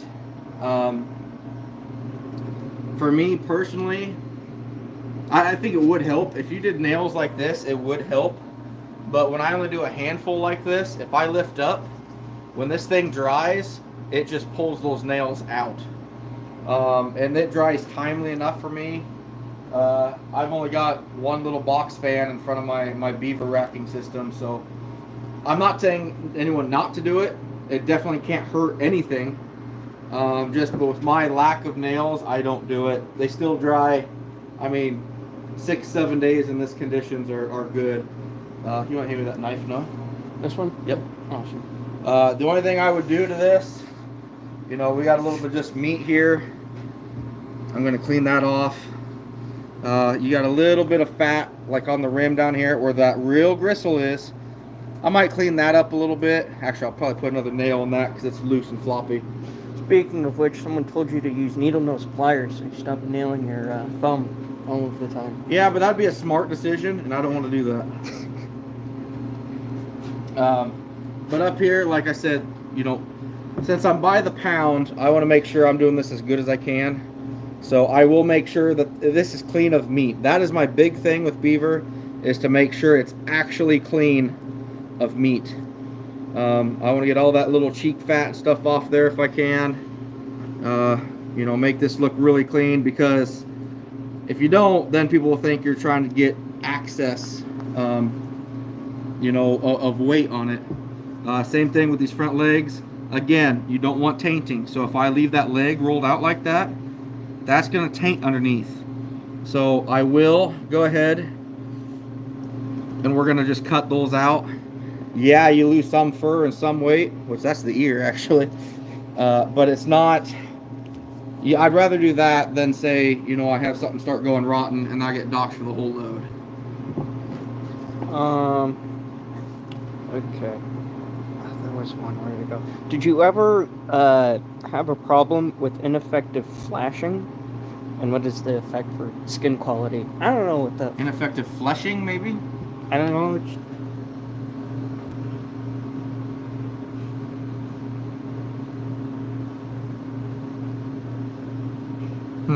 I don't know what that means. Yeah, I'm not sure. But anyway, guys, I'll show you what this looks like when it's dry. Oh.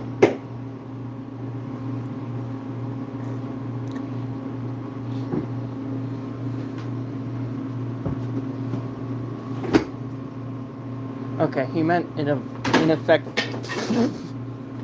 We're good. Ineffective skinning, not flashing. You can definitely tear some holes and stuff. can be problematic. But so here it is. This one was actually one that got snared, and you can see what this looks like. I mean, the leather is completely dry. Here's towards the base of the tail where that gristle is. Those are the only spots that you have any issues with stuff finishing drying out. But this is complete leather now. This is, unless you have bugs, this will last indefinitely. This will not go bad. It can kind of go stale and turn color on you, but it is completely dry and ready to go. And we're gonna real quick deep board a raccoon too.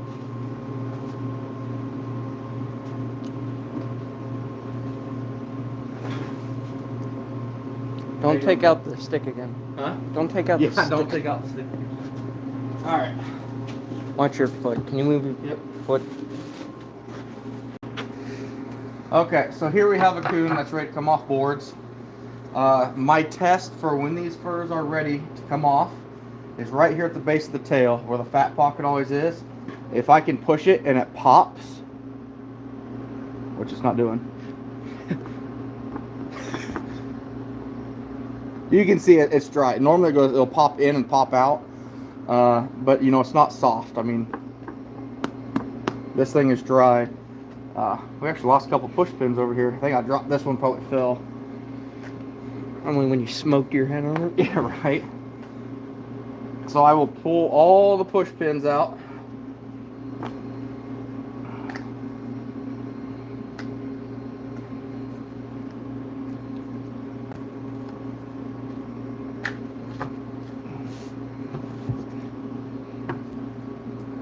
My thumb really hurts.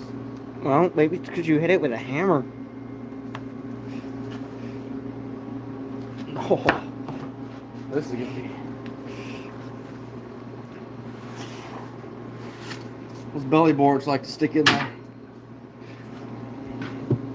Alright, so now you can kind of see this grease on here. Does that show up on there at all? Yeah, it's just kind of shiny. It shows up? Okay. So what I will do is I take I'll take a rag with mineral spirits and I will go up and down this, and then I'll come through afterwards with a rag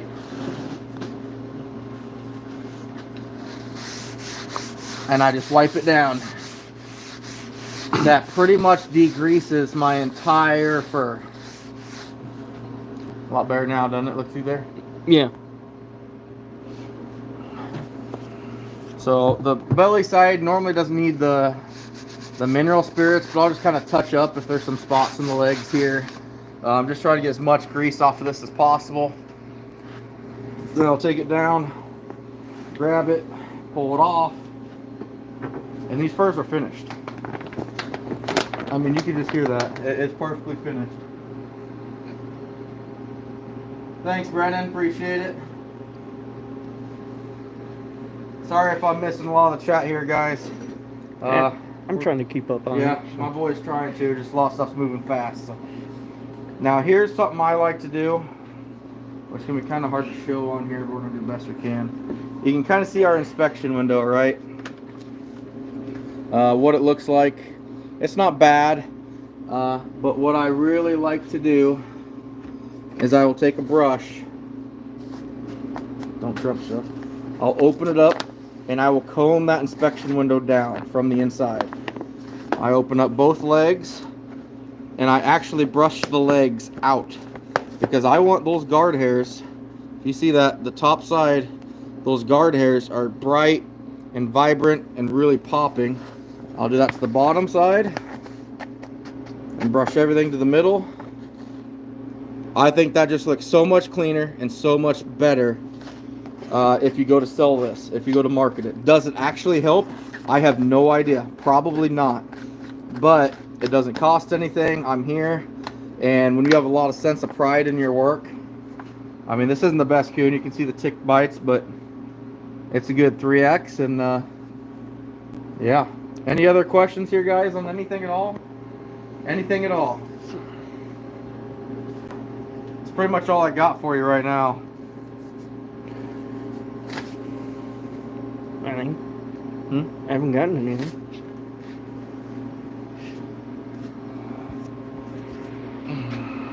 You alright, bud? Yeah. Wore out a little bit? My pinky kind of hurts. Trying to keep the charger in.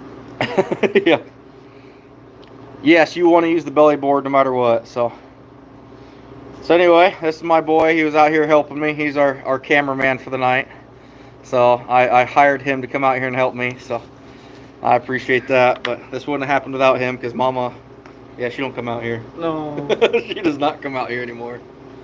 So, but you are relieved, sir. Cool. Thanks, buddy. I appreciate it. Oh, hey, here. Thank you. Thank you.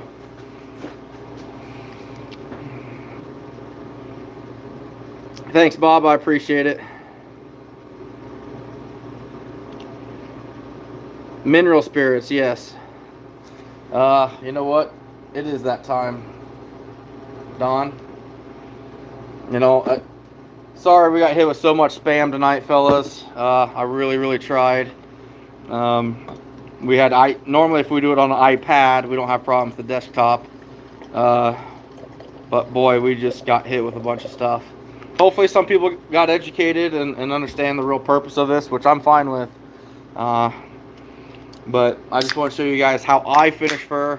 That's kind of, I guess, the disclaimer. That's my personal preference on what I like to do and how I do it.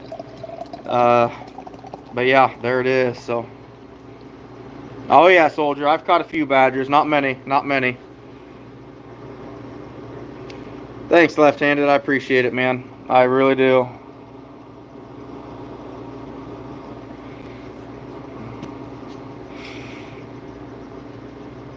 What bait, Eddie? I'm only using cat food pretty much in all my dog proof traps. So that's pretty much all I do.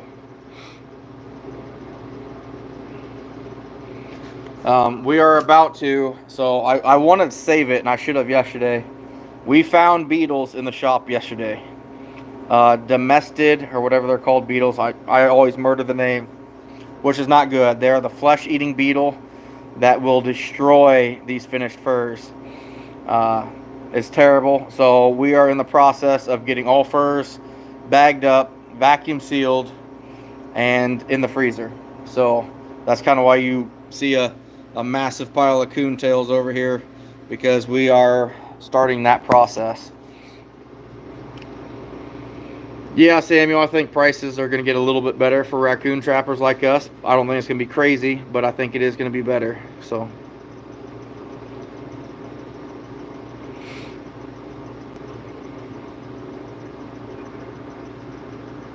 hunting stuff, I've tried a couple of things. The problem is nothing will stop them. You might slow them down,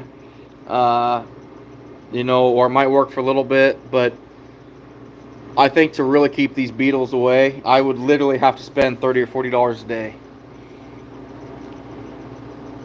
Oh yeah, northern Iowa, there's a lot of badgers. Yeah, domested, if I pronounce that right. Thank you, Patrick. Hey, thanks for helping out today too in here with all the new people that we got. I appreciate you taking the time. Better clean off the wife's iPad to try to help explain to them what's going on, man. I truly appreciate it. No, they won't, Eddie. We're gonna get these taken care of quick here, but yeah, it's very possible. Oh boy, Samuel, that's hard. I'm not sure what he's at now. Probably $9 a piece, give or take.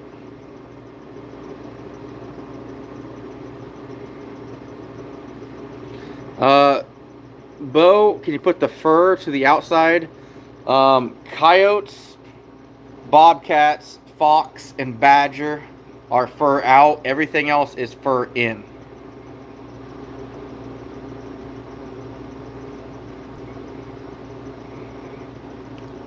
Yeah, outsidering it is, but problem is it won't let me do it horizontal on my phone, so I have no other way to do it.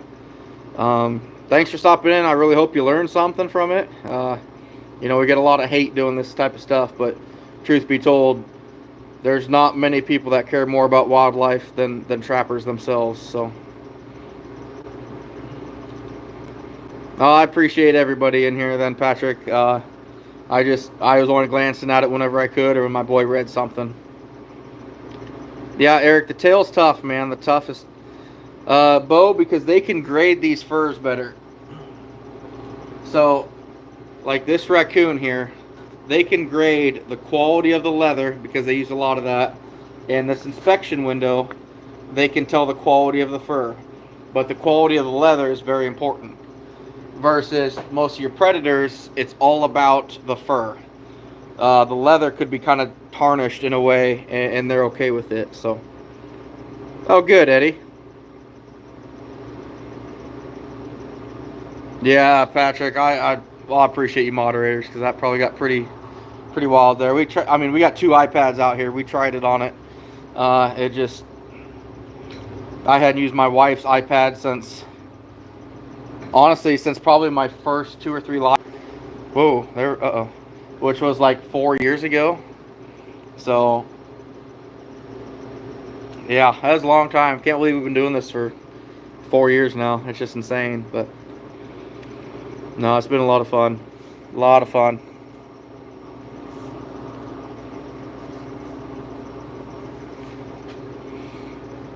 Oh, Lane, you just missed it. Oh, I appreciate it, Lori. Yeah, I bribed him to come out here and help me tonight, and he did good. He did good. Dan, right?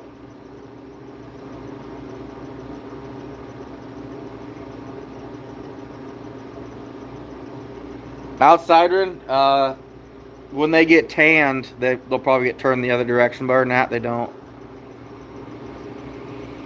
Samuel, that's tough, man. It's 2 different passions. I love trapping raccoon, but there's a special place in my heart for finishing fur.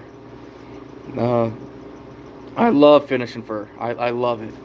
I take a lot of pride in especially my raccoons. We have good coon here in Iowa, so I really like it. But it's just, yeah. Take a lot of pride in it, that's for sure.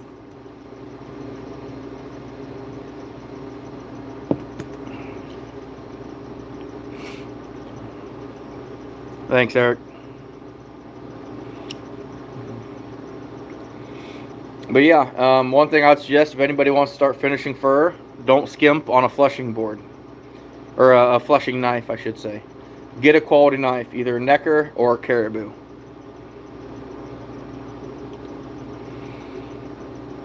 This is pretty much me, outsidering.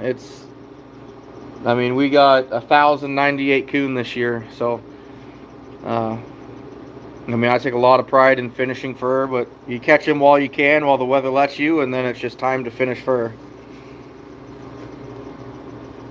Oh, we did a raccoon and beaver put up. Kind of walked through that a little bit, and went well. I think it went well. I know we got hit with a lot of scams, but that's all right.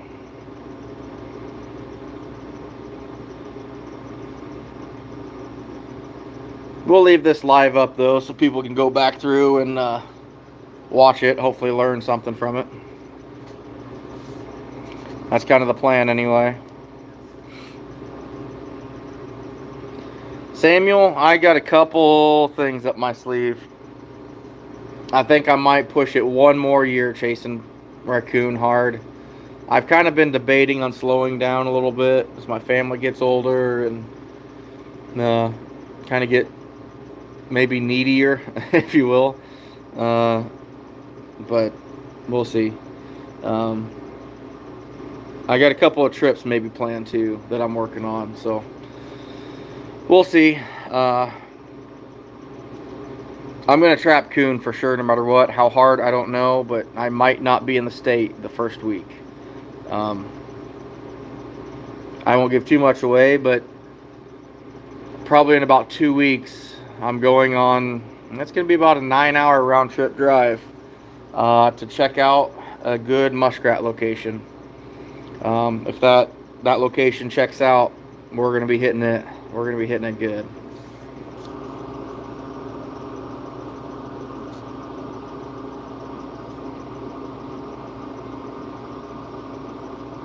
Thanks, moderator, for getting that BS out of here. That's the last thing we need.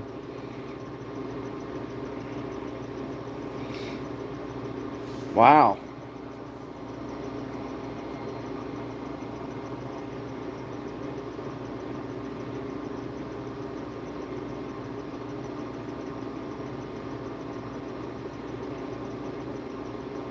Eric, west. Long ways west. Yeah, PA. I can get him out here trapping with me. I've taken him trapping, and you know he'll have fun with it, but it's just not something like, I don't know. It's not. He doesn't have the passion that I do by any means, which I don't blame him. I mean, that'd be pretty hard to do, really. But just, you know, he goes and we'll have fun. But if he doesn't go again, he doesn't really care either. So, old Troutman. Yep. Nope, Samuel. He doesn't. He's the really, really smart one of the family.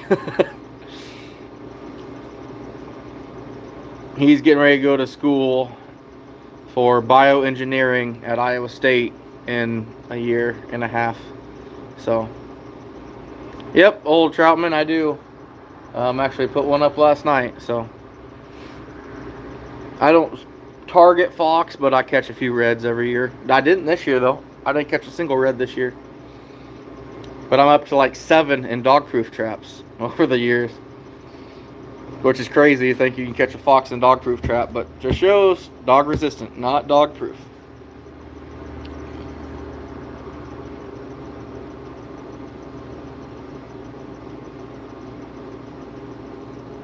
Right, exactly. Outsidering for sure. I appreciate hunting stuff. I appreciate it.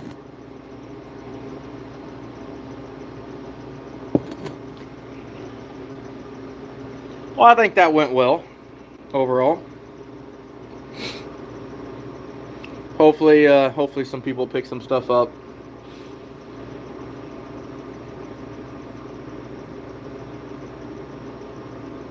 Samuel, I don't really let people hear necessarily. You can email me and we can talk and I can help you out with anything you want. But my exact location I keep pretty hidden. Oh, I could see that, old Troutman. I could see that for sure.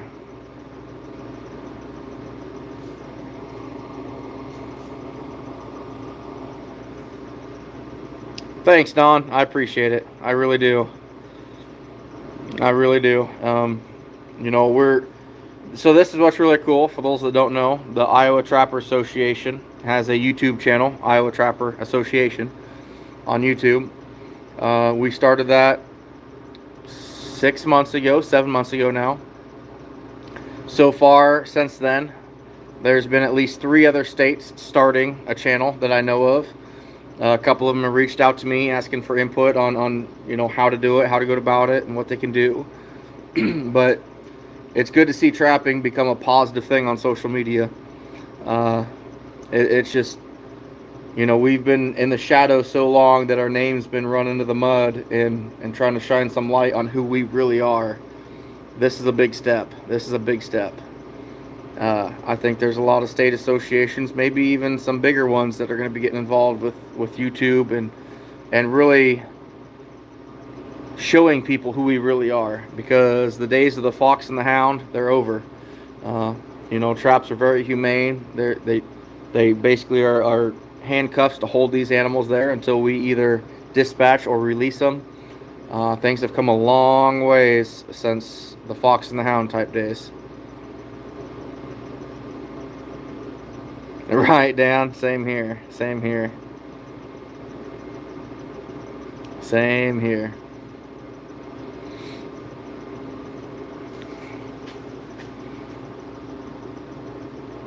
Yeah, Patrick, thank you for sharing that. So the Vermont Trapping Association has a channel out now. They've got a really good series, which is really blown up. I would want to reach out to them and figure out how they got those so many views on just starting out like that. That's amazing. I know I've been in contact with a couple of directors in Nebraska. They are looking at going, or they've got a channel that's been around for a while. They just got to find someone to utilize it. Yeah, please, Patrick, share the link on here if you can, man. We want to support trapping everywhere we can. The Connecticut Trapping Association president reached out to me a couple days ago. They want to get something going. I'm actually working on, and I'm going to be making a tutorial video for other associations on how to create a YouTube channel on my channel, just for them, which is kind of a tongue twister in a way to wrap your head around. But, you know, I'm going to murder this. Buckeye TV YouTube channel. Ohio has their own YouTube channel now, which is awesome. You know, there's a lot of stuff going on right now. People are starting to really pick up on this. Things are starting to move in a positive way. Starting to show, kind of like tonight, how many people do we have in here that had no idea what trapping was, or who we are. And yeah, some of them will never change, but some of these people, they get in here, we show them who we really are, and you know, it's amazing.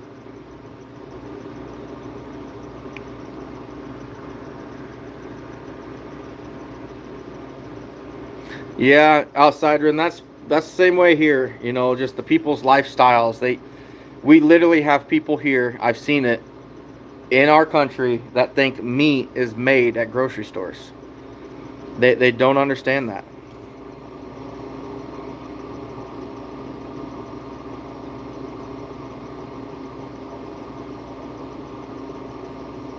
Oh, that's awesome, Lane. That makes me happy, man. I hope you do. I hope that you guys have a lot of fun. Samuel, you have to be a member, and then you have to submit footage to me.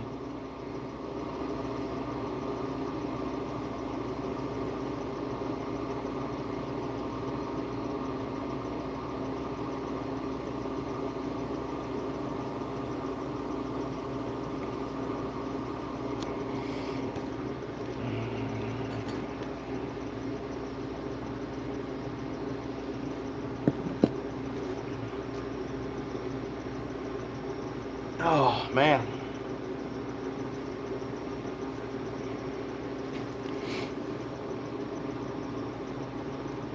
We got a lot of fur to go yet, and it's getting hot. Oh, I appreciate that, Lane. You know, I started this channel, and I've talked about this several times now, but we started this channel. Yeah, this might be the 5th year. No, this will be 4, won't it? Because when I was filming, I went 897. What was the next year? I can't remember. This might be the 5th year. Anyway, this whole channel started was because when people started hearing that I catch over 1,000 coon, I started getting hit with all kinds of comments like, man, it must be nice to be single and no obligations, or it must be nice to not have a job or be laid off. And it's like, I have a full-time job and a full-time family that needs me all the time, and I still did it. So can you. And that's why I set off to prove this, to prove that they could if they really wanted to. And it's blown up from there. Honestly, I didn't think we'd ever even get to, you know, 300 or 400 subscribers, nonetheless, where we're at now.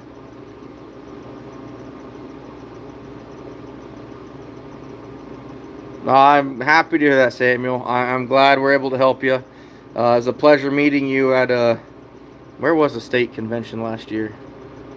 Washington? No. No. Where was the state convention last year, Samuel? I know I met you. You're right there by my truck. Oh, I've heard that, old. The farther up there you go, the tougher it is. Daniel, and that's kind of the thing. Like, I preach, you know, my slogan kind of is find your drive.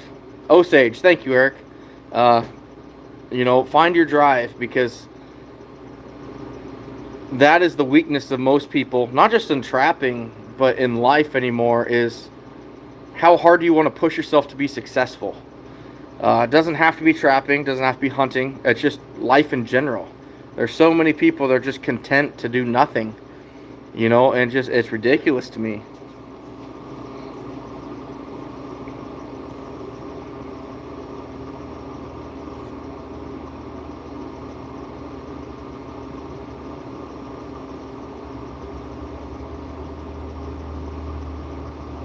Wow, outsider, and that's crazy. That's just crazy.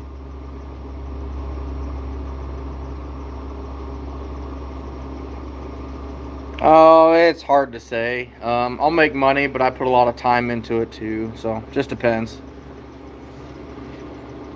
Yeah, exactly, outsider. Yeah, I mean, yeah, absolutely.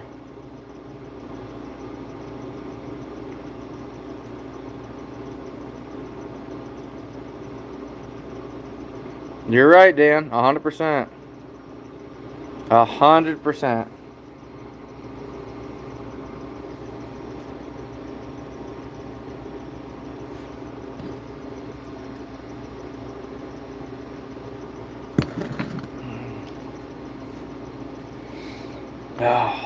Tell you what, though, it's hard to believe.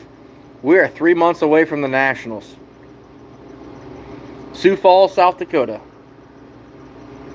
3 months from Nationals.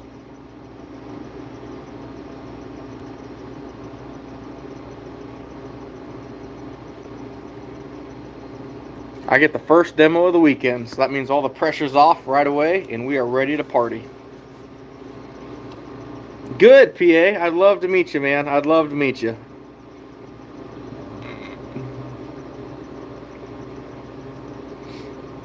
Jeez, how we doing, buddy? Been a while since I seen you. Left-handed? You need to find me then. I'll be wearing more than likely an orange cutoff just like this. I got like 12 of them. Samuel, we'll still have our Iowa one, which is in winter set this year. I'm not sure how far that's going to be for you, but if you're able to make it a winter set, man, the Iowa one's good, and it's going to be really good this year, I believe. Thank you, Lori. My wife made that, so she'll be happy to hear that. Now I'll make sure she knows that tomorrow. Yeah, she's asleep right now, which is crazy that her and my daughter are both in bed already. That makes me nervous. Hope everyone's all right.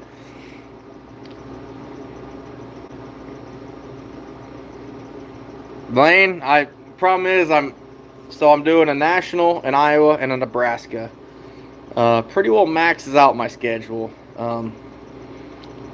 If I ever got the opportunity, I'd love to help out if I could. My trapping is completely different because in Illinois, though, they don't have road ditch trapping. So it'd be a lot harder. From my place, Samuel, it's like, I don't know, 2.5, 3 hours. It's not too far. Thanks, hunting and stuff. Left-handed, you guys are on top of it. I love it.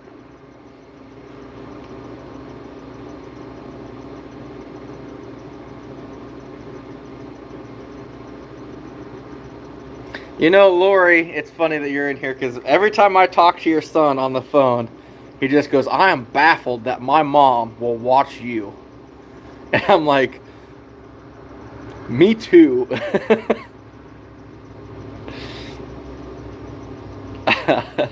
Well, I appreciate it, Lori. Yeah, we're trying to get trapping going. We're trying to get trapping going and in a positive light to show people what it really is.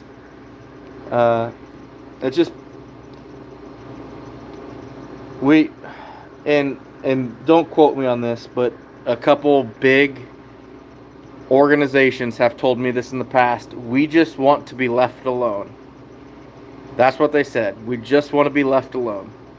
Well, guess what? We've been left alone so long and hidden in the shadows that nobody knows the truth of who we are and what we do anymore. And now it's time to get back out there and show them what we are. Outsider in for drying, like the fur, like when it's wet, like when it's on the carcass. Hey, Travis from Missouri, how you doing? Coco from Australia. The town idiot.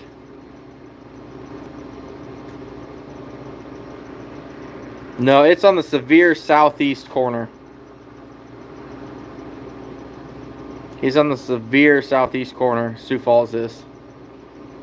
Troy, I'm mostly a raccoon trapper. We catch a few other things, but mostly raccoon.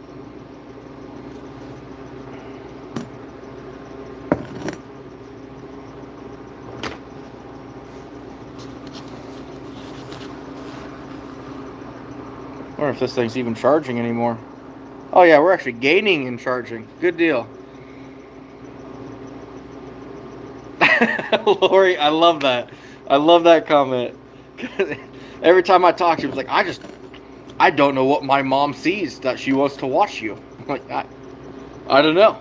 Maybe she just has a good judge of character. That's all I can say. Or terrible judge of character, depends on how you're looking at it.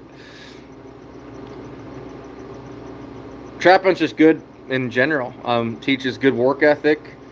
You know, teaches just good life skills in general. Sioux Falls, South Dakota is the Nationals, Samuel. Which, if you've never been to a Nationals, Nationals are huge. Picture... So, the Iowa is probably a fifth the size of Nationals.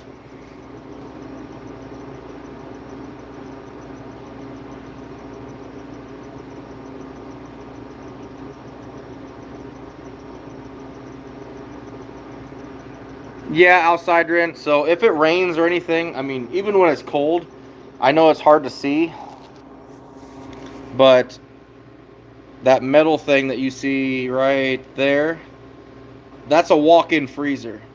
So when that produces cold on the inside, it produces heat. I've got 6-inch walls here that are fully insulated. So if it's negative 10 degrees outside, it's like 45 in here, and they'll still dry just fine.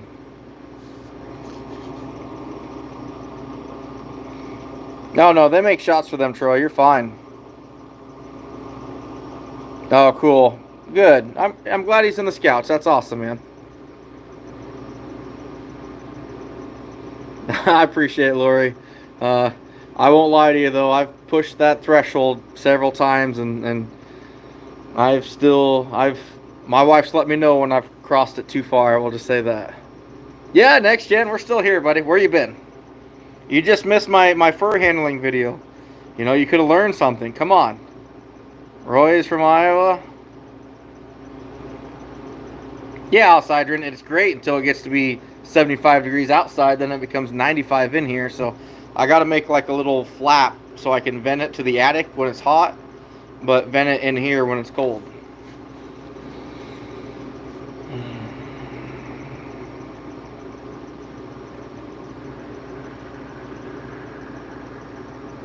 Next gen's more, yeah, I mean, you only got like 1,100 of them left, so. If you guys want to watch a guy that can trap a lot of raccoons, it's that man right there. That kid's on fire. He definitely knows how to put them up.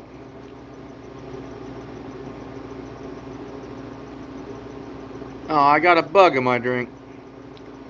Yeah, well.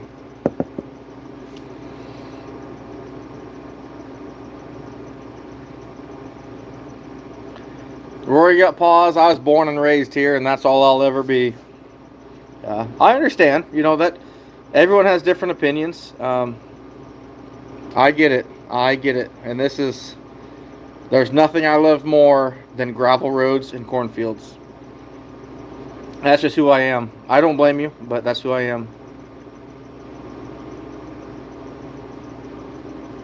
Yeah, next gen, it is going to be tough, man. Whew, I'm glad. Yeah, I'll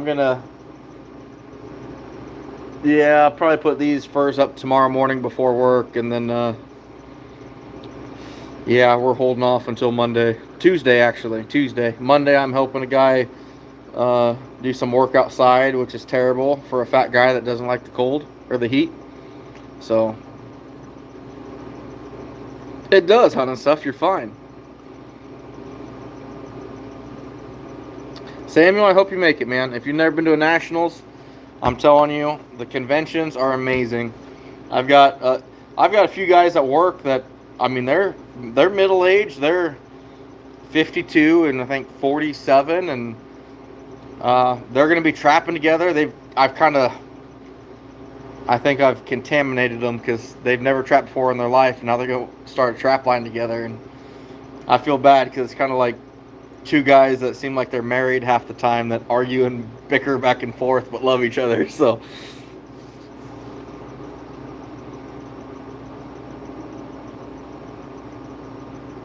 No, okay, Rory. I get it. I get it.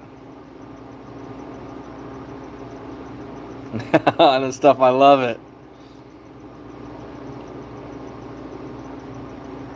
Tent people represent. I love it. Yeah, I'll be tenting it up probably right next to Next Gen. Although he snores like crazy, and he has bad luck with tents blowing away. So maybe I need to keep my distance from him. All right, Rory. So you take care and have a good night.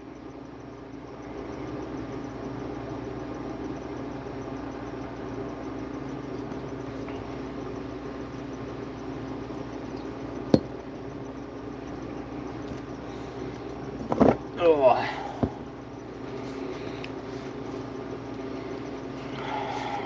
Next Gen, we got to schedule our fishing trip up there yet too.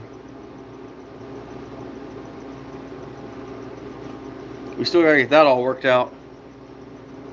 Earth, I'll tell you, I think he did at the end of it. I think he did.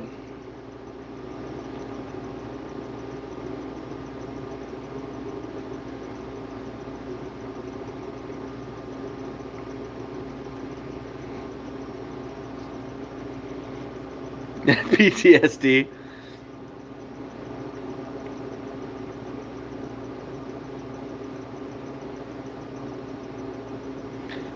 I tell you what, Alan, welcome to trapping. I don't do in person, but I do a lot of YouTube videos.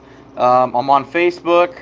My email's out there, iowatrapper2@gmail, or iowatrapper on Facebook. Message me, and I'm happy to walk you through anything I can to help you out. Anything I can. Right, Next Gen. I know it, bud. I know it. It's ridiculous anymore.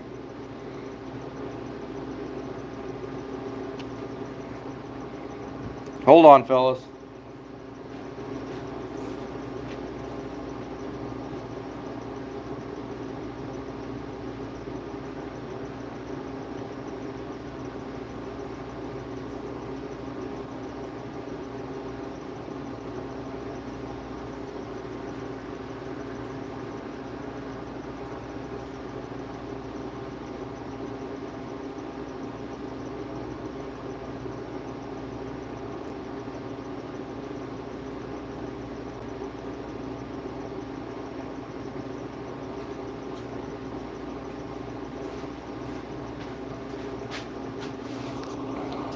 Whoa. Hunting stuff? Yeah, you caught me on that one. You caught me on that one.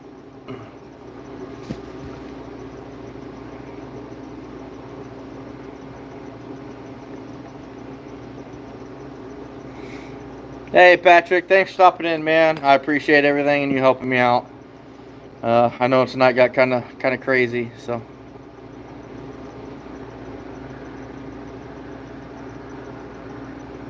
Wow, still got 65 people in here. That's amazing.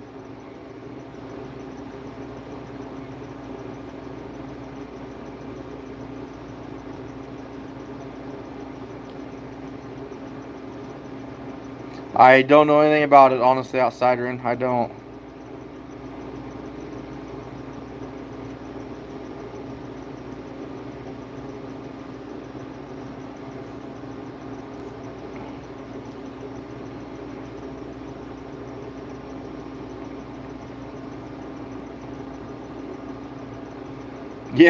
Yeah. Next Gen's done with Beaver finally. Finally.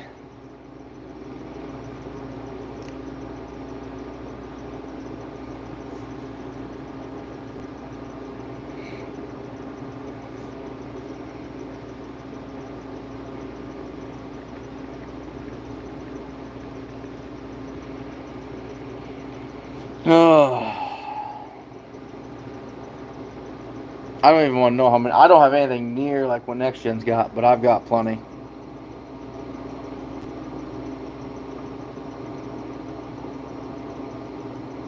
Hi, Peyton. Yeah, I've got too much left.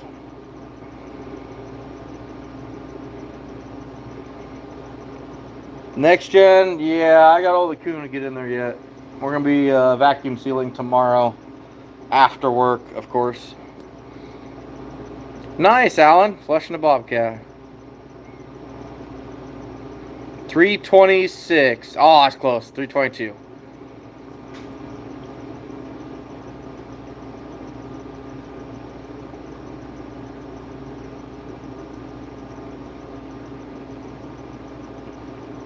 Outsider in here? I'm a rum and Pepsi guy myself. Rum and Pepsi. I think I have one Pepsi hidden in the fridge yet, but I'll do rum and mellow yellow.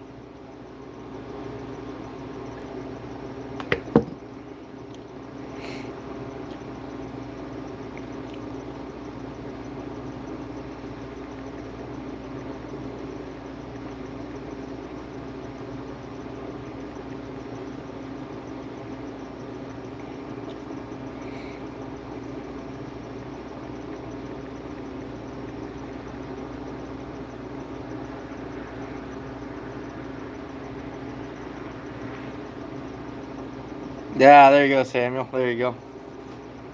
Outside run? Absolutely. Absolutely.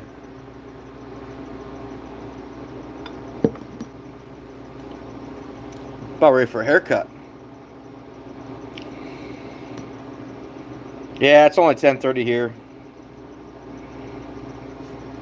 I'll tell you what, though, I got lucky. I got really lucky this morning. First time in a long time I slept through my alarms. And my wife woke me up and she goes, are you going to work? And I was like, oh no. And it was 6:20. I got to be at work at 7. And it's a 37-minute drive. We got lucky. We got very lucky.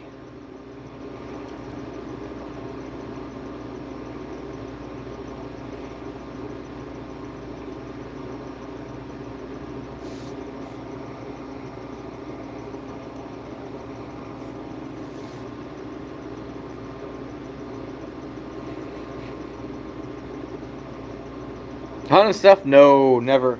Never. It's a good thing I didn't meet that highway patrol today because I wouldn't have gotten pulled over.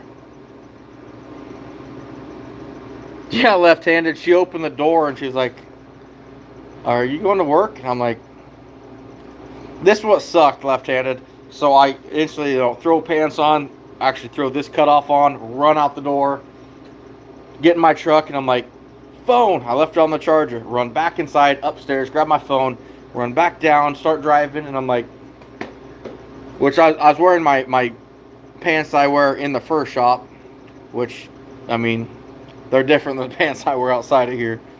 And I'm like, my wallet is in my good pants that's on the floor in my bedroom. So I run back inside, grab my wallet, made it to work, and I clocked in a minute late, which luckily was all right, but whew.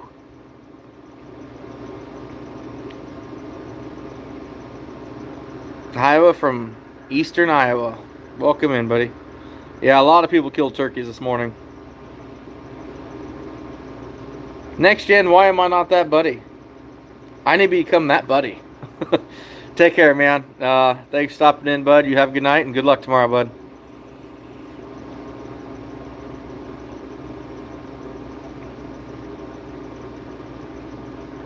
John, I'm doing good at learning that you're PA. I want to say PA now every time I see your name, so that's good. That means I'm doing something right. Right?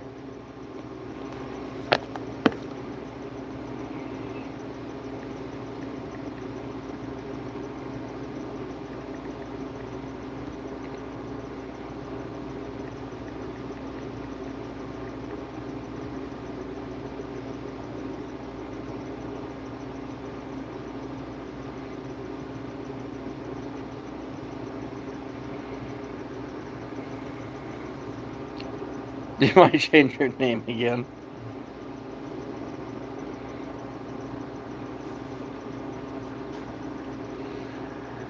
It's all good now, John. I've recognized you. I'm really hoping this whole muskrat thing works out next year. I would love to catch 300 to 500 rats in the first week of season. That'd be so cool. That would just be so cool.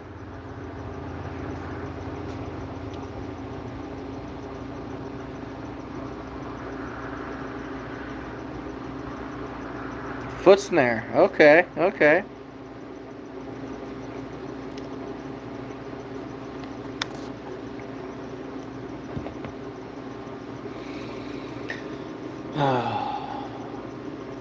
Nationals in 3 months. And I got the Iowa convention a month and a half after that, and then Nebraska's a couple weeks after that.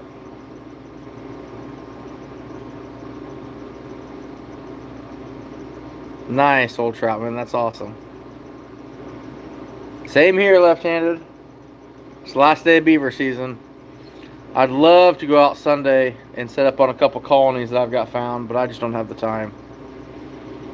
I mean, beetles are here. I've got probably another 400 to 500 coon to finish. I mean, I'll take you guys on a tour of what we got going on here.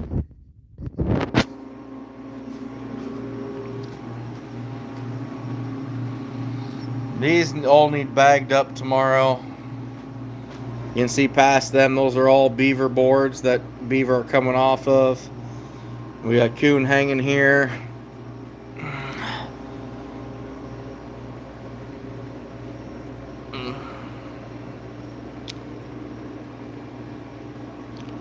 Raccoon's hanging for days here. We got another 120, 150 coon hanging over here. All this stuff needs to be prepped and get ready to send out. So also, so you guys know my flushing station here, what I got going on. My daughter drew that picture 2 years ago now. My boy drew this picture for me, I want to say 6 years ago. Long time ago. Just little things my wife wrote. A good buddy of mine wrote that when I was sick. Kind of got, I don't know, just some cool stuff going on here. We got our family picture.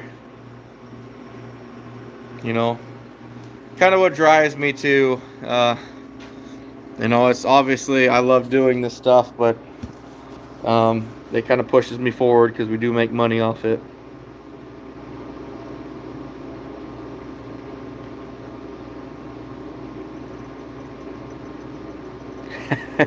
And stuff. Yeah, I get it. I get it.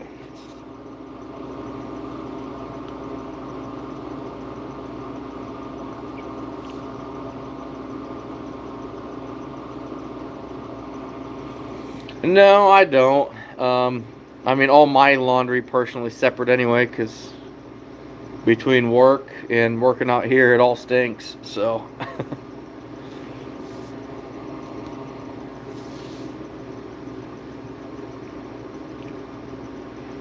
I suppose. We've been live for a while, guys. Probably wrap it up, head inside, call it a night, but hopefully some people learned some stuff earlier. We're finishing some fur, and yeah, hopefully they had fun. We're just out here trying to promote trapping and show people what we really are, and hopefully it takes off. So.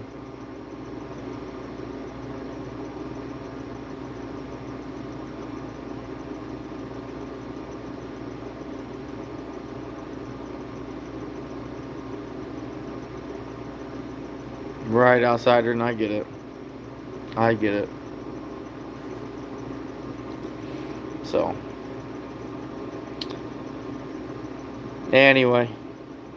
We're gonna head towards bed, I think, here. But yeah. Been a lot of fun. We'll do more of these lives. Maybe some more fur handling, which it's getting late in the year, so. We do have a few skunks to process that are on carcass yet, so that should be fun. Maybe we'll do that too, so we'll work on that. But anyway, y'all take care, and we will catch you on the next one.